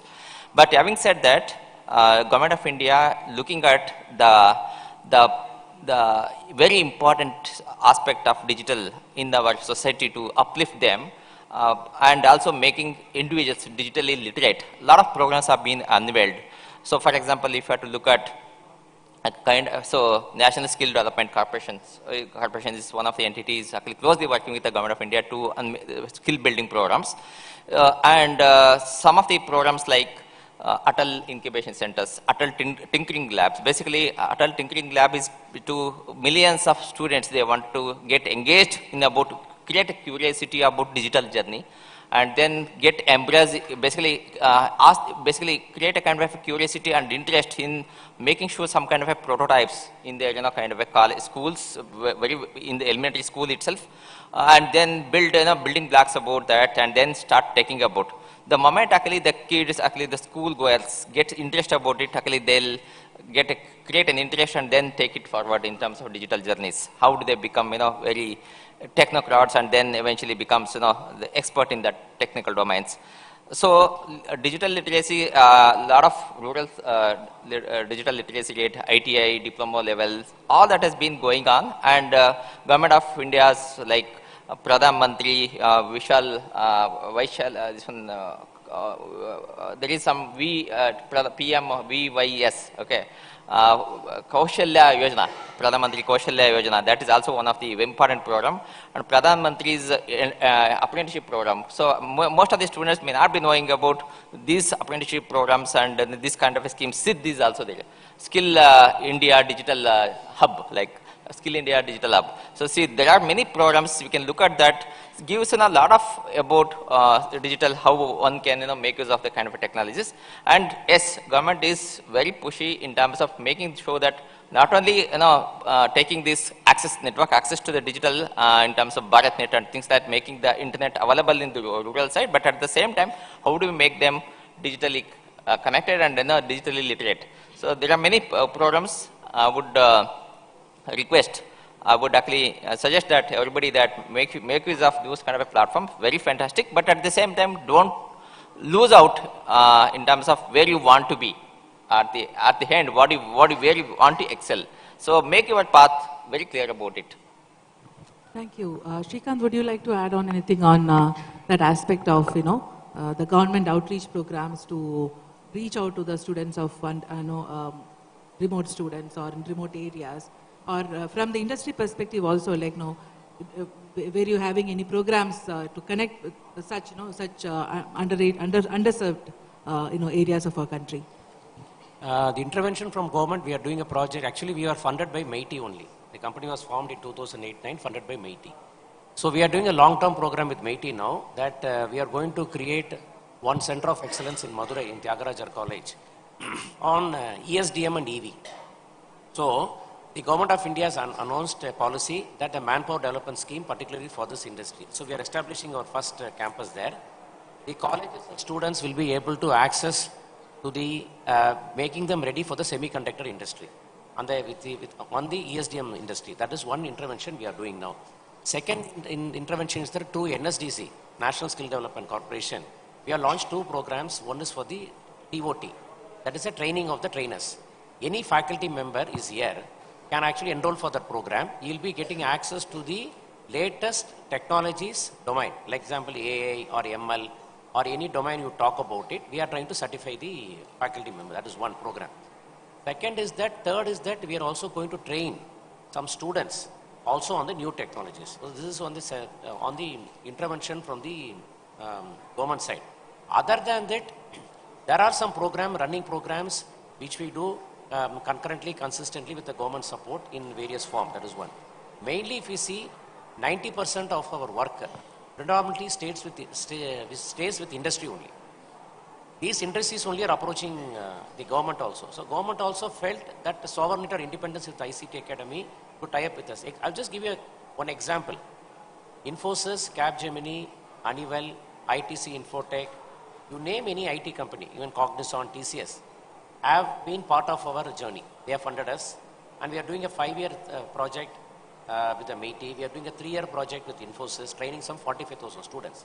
My humble request here is that whichever industry is sitting here or any of the industry people are here, really want to tie up with us. Whether you want to come as a speaker, whether you want to come as a mentor, whether you want to come as an affiliator, collaborator, we are welcome. You can play a big part with us, either in the faculty training, industry endorsed training, or you want to become our speakers in various seminars, what we do, touch base with the clients we can do. We have our senior members also here, who have senior members. We have a stall also. You can connect with us, this is one. Second, with the faculty, we have a host of faculty programs, both funded by industry and funded by the government. We have a faculty program which is running, cutting across all domains, from IT, ITS to AVGC to ESDM to life science, to name any sector, including BFSI.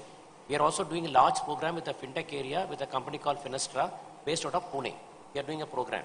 So any industry is already available with that. So you can endorse that. Third, with the student segment, every institution, in fact, we have a CIT chairman also sitting here with us in the gathering.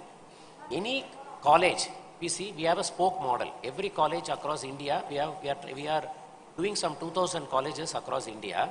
Every college we have kept a spoke model. There is a spoke in a college who act between a mediator between ICT academy and the institution. All are driven through a spoke. So the colleges, students here can approach your spoke in your own institution, who can take our services. We are doing a lot more programs. All this program, whatever we are giving, a Salesforce Cloud Architect program, or Oracle program, or Microsoft Azure BI, Fortinet program on networking, most of the programs are given without any cost to you.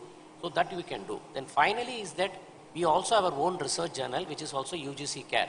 Some of the corporates who are pursuing, who want to publish papers for a PhD, you are also welcome to submit your papers to us. That's one.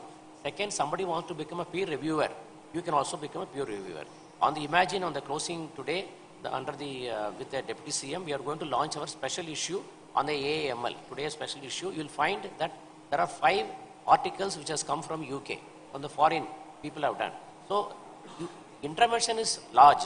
Whoever want to play a role with us, in any form, with any industry want to play a role with us, we are open-ended. Yeah, if you don't mind, if I can just add, I think I can vouch for what Mahadesh said. We've been hiring first-generation learners, especially from non-tier 1, tier 2, tier 3 areas, and we put them on par with any campus grad, put them through a special boot camp, and I can tell you the quality of candidates have really gone up thanks to all the programs that you're speaking about. We've seen that. But I just wanted to also kind of park a few points on the table. One, I don't know if you're following a straight jacket approach, right? Let's come up with these bunch of programs and let's digitalize this and give it. Can we do more of, institutionalizing programs that work for the local community? Maybe in the vernacular, maybe in agriculture, maybe in textiles and so on. So it supports the local businesses, and development in that particular community. Second, I think like many of the countries, especially Southeast Asian countries, which mandate a year of military service or jury duty, can you consider looking at, if not 1 year, at least a few months in one's lifetime where people like us can go, the student community can support and spend time integrating the community, because they're all first generation learners. I mean, you don't have parents who are educated. None of them are educated as, for most parts, right? So it needs that community to come together as well. Just add on to, before you ask, the thing is, train the trainers model is very important because the kind of a population we have. Let me tell you, the moment actually we put some percentage of a population, it's like workforce, okay, to make it industry ready for that, it's very highly difficult for any institutions or anything, because we have to train the train models. I'll just give an example. See, for example, if you have to train some student community or education institutions community as a large, what I do is perhaps I tried that. I wanted to do it in Karnataka government. Engage partners, corporates, and mandate corporates that every corporate should mandate there are architect level person who should actually build take up at least 2 sessions in a year to every colleges. Okay, they can train the faculties. The faculties will train faculties and students of the final year degree. They will actually train other students. Okay, And you can create a kind of a portal for that. And government, the moment actually government mandates this, I'm sure that corporates, hand in hand work with academics. Academics actually is kind of a spillover mechanism. Then they can reach out to the masses and create what is the skills level required, which is actually high tech, or maybe in the very fundamentals, or at those who are actually want to be in the support services. You can navigate those kind of things. And I am feeling that the corporates were in the, actually if you want to create high tech, this one, engineers, I think architect levels, which is actually very, very less to find out in the industry. Those communities available, if the corporates come forward to engage with the government and start doing this one, and this can transform in terms of reaching out to those who would want to aspire to be those kind of levels. Sure, thank you. That was a very different thought process, Jayanti ma'am, which you added.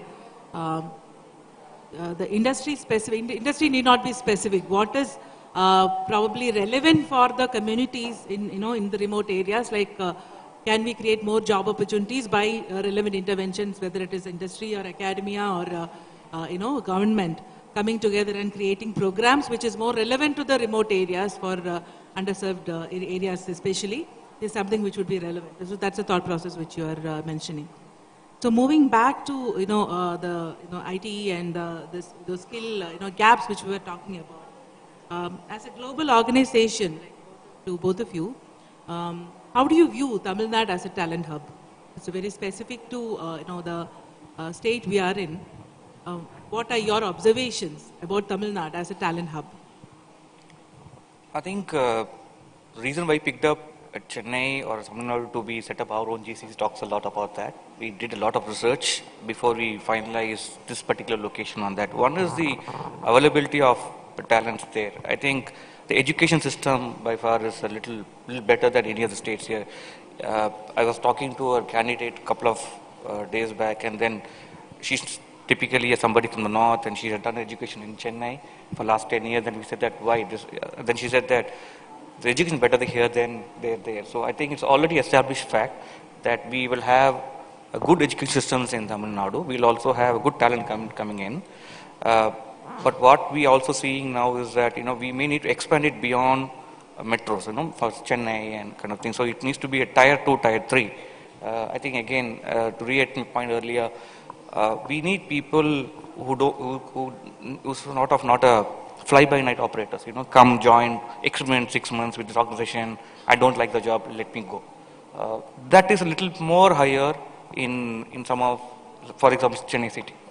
But if you give an opportunity for somebody from a down south or tier 1, tier 2, tier 3, they want to prove themselves. That is where we want to leverage on, and that's where we want to give them more kind of inputs on that. And I think the talent, they're very, very eager, very hungry to make a mark. Only thing that we had to tweak is how do we mold them before they come and join us. Again, that's very critical from a part of every organization that we need to do, whoever hires from colleges. So it is not that, we go to a college, we pick up people, they do the job day one. It's not going to be that like that. These are typical people who are 4 years theoretical knowledge, who are just transforming into a corporate life. From a college to a corporate life, very difficult to manage for 6 months, because college you have lots of fun, but again, corporate is not like that. It's a fun in corporate, but then you have to also work along with the fun as well. So the transition to move from a college life to a corporate life, that's something that we need to handhold people on. But I think if we as a corporate take responsibility to ensure that whom we picked up, because we don't pick, by seeing 10 people, we don't pick 8 people. To pick up those 50, 60 people, we could have seen some 600, 800 people. They could have gone to different assessments, then we picked up. The responsibility and accountability is on us to ensure that they are successful. I think that's where whatever the colleges will teach them, whatever the students will learn, we also have equal responsibility to do that. But whatever we're seeing is that talent community in Tamil Nadu is really good. I think we will be expanding it in coming days as well. I think that's where we picked up this location also. So it's no doubt this is a place that a GCC has to be there. Excellent. That's great news. That's great news. No, I'll just quickly add that we have a very thriving software development center in Chennai. We've just signed an MOU with the Tamil Nadu government where we've committed to hiring more 1,000 people for niche jobs across 3 years. So we feel really supported, with the current programs from the government, and the skill development programs are also kind of complementing the story. Like Charan said, 20%, I was just reading an article, 20% of the engineering population comes from the state. Great colleges. I feel the one issue that we had earlier around communication is getting better. I also feel there is global sensitivity and cultural orientation a lot more in the talent we pick up in Tamil Nadu, for sure. So those are all the parks, the IT parks and all that, there's space, and the government is reaching out to us to, kind of incentivize companies to come and settle, come and do work here. If there's one thing that I would see for us to get better is definitely, I know with metro and all that's getting better, but infrastructurally and commute, if you come out of the airport, I want my city to be like as green as some of the other cities, model cities, and clean and so on, and so that we can also attract the global community a lot more. Global talent. And while we are great at fundamental technical, communication is fine. I think leadership, strategic thinking is where I think we tend to invest a lot more. So would request if the government as well as the colleges can really leverage corporates as well. It's a joint kind of complementary action. We're here to support, but that's a few areas that we need to focus on. And of course, a startup community. How do we make it as thriving as some of the other states? Right, sure. While we look at for technically these guys are strong, you also need to understand that when these guys after 5-6 years, the aspiration to get in managerial level. I think that's somewhere we also feel that there's a little bit of a gap. So if this could be also part of a curriculum in terms of because as a corporates we do a lot of leadership skill development programs when we bring people in for people experience and people who are at CXO levels also we send them for leadership learning. So if a government can also invest a little bit on that, and colleges can invest on infusing the curriculum itself about leadership skills, I think that could be really, it's basically a good combination of, there are leaders can be made. It's not that they're born, so you can really make it up, but that's something that we also wanted to see if that could be a little bit of support and help from the government on this particular front. Sure, thank you. So those, If the time permits, I will just touch upon. See, government intent is to basically take this industry behind metros. Okay, I must have seen this Digital India program under that very successful scheme, India BPO promotion scheme. In fact, I was one initiated this kind of a thing to basically create a jobs in tier 2, tier 3 towns. Okay, and let even non-technical persons should be part of the journey of digital journey of India. So with that intent created, and it has been quite successful. We created the intent is to create about 1.5 lakh new jobs. It's not the repetition, new jobs. So that has made a significant progress. And today if we can look at STPS centers, okay, to promote this industry, we are actually emphasizing more about smaller towns. So 57 centers out of 65 centers in the pan-India, we are about in the smaller towns. Coming to the Chennai thing, see, the thing is blessed with kind of a good infra as compared to Bengaluru, because in terms of less traffic and things like that. But nevertheless, I think we'll have to take this to the tier 2 like Madurai and all that. And in the recent meeting of ministers, I was actually mentioning that you can make use of Vasuru as one of the gateway for Tamil Nadu. You can attract a talent pool who are working in the cutting edge technologies, bring to Chennai, and now basically empower this kind of startups in whatever way government can this one, and startups can be encouraged, incentivized to set up their units in smaller towns. This how this can percolate across Tamil Nadu region, and it can prosper, and every individual get benefited out of that. Thank you. Thank you. Definitely there is a positive impression about Tamil Nadu colleges. In fact, from in my organization also, we get at least contacted by one college in a week, asking us to come and set up technology labs and have the student interaction. So that there is a lot more rigor and approach from the academia is definitely there towards the industry, encouraging us to partner with the colleges. Definitely, therefore, Tamil Nadu is actually pushing themselves as a very approachable talent market, and making it very amenable for the corporates to invest as well. So that actually segue into my next question. Again, to Mahadesha and Shrikant, probably if you can take a stab on it first. What measures have Tamil Nadu government taken, to nurture startups and the entrepreneurs, especially from this younger generation entrepreneurs, basically from educational institutions, or is there any specific programs which are happening? Okay, two things actually. IIT in ICT Academy is actually established this campus. We have office in IITM Research Park. We have technically gone there only to help the startup community, either for their hiring or helping the students to come to IIT Research Park, do some startup activity. Their ideathon can become the reality. We have technically gone there on a 22-year lease. That's what we are there. So 440 companies are there. There are around 13 centers of excellence are available. So what we have seen in our journey for 3-4 years now, a lot of colleges actually got benefited.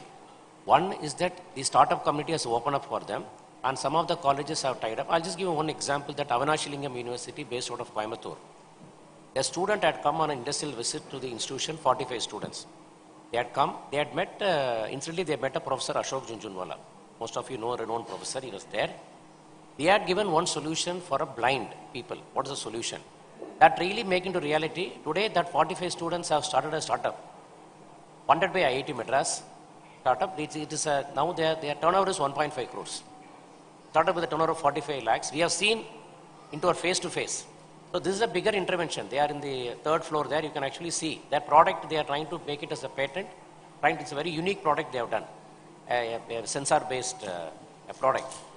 So such is the intervention that we have created. Having we gone there, we are able to do this nurturing of startups or helping the students to start up the journey. And we are also understanding what is the difficulty of a startup there. The main two things is that one is marketing, second is a manpower requirement, talent pool. That we are trying to measure it up and take it up. And the second is, finally, is that there are 13 centers of excellence starting from EV to clean energy to battery energy up to quantum computing, up to 60 test bed. Every department, Government of India, heavy industry, MeitY, telecom, everybody has invested in some 13 to 14 centers of excellence. That center of excellence, they have got an industry academia tie-up. There we are playing a role. DRDO, they have a big establishment there. They have one program called Young Scientist Program. See, technically, as we go there, we are able to understand. One is that we are moving with IIT professors. We are talking about the new technologies, new inventions, new innovations from the startup, one from the IIT side. That is also make our very job easier. As a holistic, as a wholesale requirement, we are able to give it to the academic community at large. Thank you. Would you like to add on that? And yeah. So would like to take up or shall I? Yeah. See, STPI and MeitY, we set up 24 Center of Excellences. We are not calling it Center of Excellence, we are calling it Center of Entrepreneurship. The very focus is not only building technology, how do you make entrepreneurship journey. So how do you give holistic kind of a support in terms of mentoring support, industry connect support, marketing support, as well as seed funding supports, as well as accelerating term in terms of Series B and C kind of funding accessibility. All that we have 24 Center of Excellences. Each of them actually having very niche areas of domains like you name it anything, AI to IoT, cloud security, cybersecurity, blockchain to all that technologies. So each one of actually doing very good in terms of creating this one. We created about 1,500 startups. We generated at least if we can take about 10 into this one, it will become a 15,000 employment has been generated. And let me tell you, most of them actually operating in the smaller towns. Okay, and this government is pushing a lot in terms of creating entrepreneurship ecosystem in the country. And we wanted we government to look forward to create a kind of a products instead of becoming a service-oriented company, product nation. And IP has been taken one of the leading thing in making sure that every company will be doing innovative jobs and file the patents, and that's how companies can evaluate and prosper in terms of this one. But as far as skilling is concerned, I think there are a lot of skilling requirement is coming up, because one have to look outward. In the moment any student community, make sure that fundamentals are very clear in mathematics, fundamentals very clear about the science, and then you can look at, then it comes, fingertips in terms of coding. Coding is not at all in a kind of an issue, because the coding comes with the, if we name it AngularJS to whatnot, Ruby to R programming, all that becomes very easy to this one. So skill building, once you make the fundamentals ready, skill, you can pick up the things, and you can, basically excel in that. With the AI coming in, so please be very clear about what is that you want it to be in the AI journey. And it's going to transform, there is no doubt about it, but be this one. And AI tourism also coming up, because talk about like regulation of AI, and testing of AI, risk, and how do you make sure that the tool is going to be assessing that kind of a thing, whether it's biased or not, unbiased, all that. I think so a lot of opportunities in terms of space technologies, things like that. And student community can choose which field wanted to excel. And if you want to become engineers, yes, opportunities are there. But if you want to be excel in our business life, I think entrepreneurship journey is the key element. You would love to learn about, along with the technology, you should learn to know about business as well. Business means you have to, how do you collaborate, communications, all that together. Thank you. Thank you. In the interest of time, we probably will have to wind up. So unanimously, the panel has agreed that the building the tech ecosystem, the talent ecosystem, is going to be a collective journey of the academia, of the student, of the government, of the community, as well as the businesses, right? So that's what we are all looking for. And for the student community, there is plethora of opportunities available, whether it is government-led opportunities, or organizations are giving such opportunities. ICT, like academies like ICT, is offering such platforms. It is for us to find what is the right platform for us, and leverage that for the betterment, whether it is a student journey of becoming a technologist, or an innovator and becoming a startup and an entrepreneur. That is something which the individual has to choose, right? So we can take one or two questions, if in case somebody is interested to ask any questions to the panel. Yeah, I can see that lady there. Please, go ahead.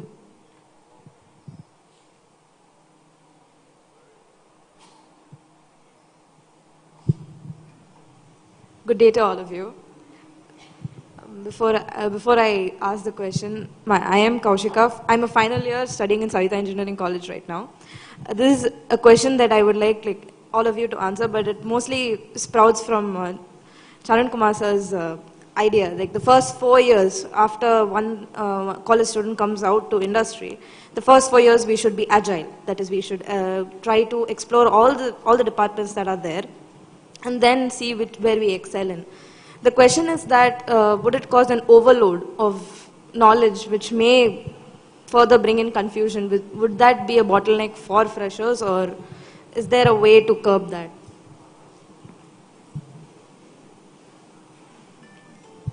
Okay.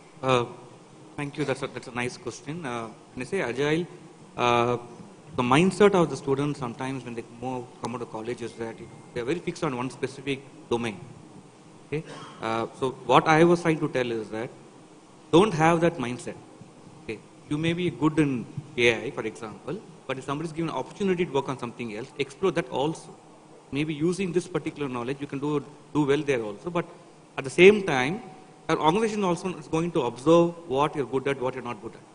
Right? The moment you maybe down to 2 months, 3 months down the line, when they also see your interest level, they may come back and say, hey, this person we picked up for this particular domain, this particular skill set, but I think he or she is good in that as well. So why don't we move there? So nowadays organizations are very, very flexible. So as what we want you to be agile, the organization is also agile in ensuring that people, we can move on people as well. For example, in our UPS, we have mapped everybody to a specific skill sets and domain. So we know exactly how many people are in .NET Java, how many people are on full stack, how many people are in Salesforce, and the 50 people whom we picked up from colleges, we also know them, what are they good at, what did we get training from, and where we can move them after 6-7 months. So the agility comes from the fact that, you have to be clear that this is my favorite area to work with, but if somebody is, something in life you don't get what you want sometimes, most of the times.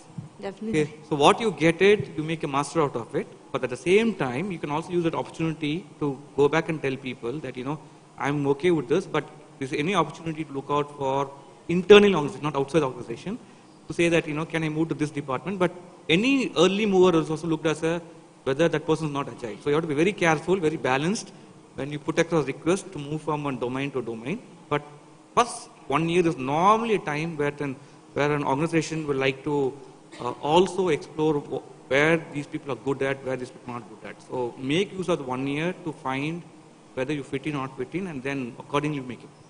Yes, thank you. I'd just like to add, sometimes agility from a student community lens is interpreted as, oh, I've been in this team for 1 year, let me get agile and move to the next team. That doesn't work in real life scenario, because we also want you to give back. 1 year you're learning, as he said, right? There's a boot camp, we invest a lot, you have to learn the business. Agility comes in understanding the business, understanding the team that you're part of, going deep and having some expertise in that area before you think you have to move on. So I would say practice agility in some of these ways versus saying, okay, I need to be a rolling stone and move from one team to the other. That doesn't give you that long-term stability, or will you be seen as somebody who has that expertise in something? Yes, so make a cautious choice. Yes, thank you so much. Thank you, panelists. I think we have a time check and we need to wind up our conversation. Thank you very much for each one of you sharing your thoughts, and it was very invigorating for us to revisit some of the oft-repeated conversations or topics. But definitely when we talk, we get a new idea or a new information which comes through. And hope the discussion was useful for all of you students. And please feel free to reach out. Like, we'll be here for some time. And in case of any queries, they can come back to us off stage. Thank you. Thank you, Rama, for keeping us together. We've been an enthusiastic panel, but you kind of gravitated all of us pretty well. Thank you. May I request all of you to please stay back for a few minutes. I'd like to request Ms. Sumiti, Deputy General Manager, ELCOT, to please come on the stage and felicitate all our speakers today. Can we give a huge round of applause, please? First, we have Ms. Rama Devi. Can we put our hands together? Thank you. Next, we have Mr. Charan Kumar Shetty. Can we please put our hands together? Next, we have Ms. Jayanti Vaidyanathan.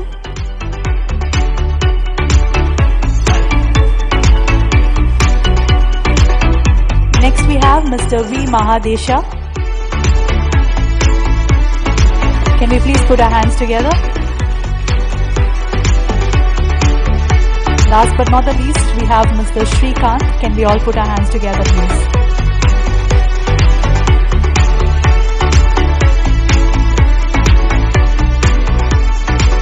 Thank you so much for sharing your thoughts and perspectives. Let's take inspiration from the ideas shared today to drive innovation and collaboration for a brighter future tomorrow. Thank you so much once again.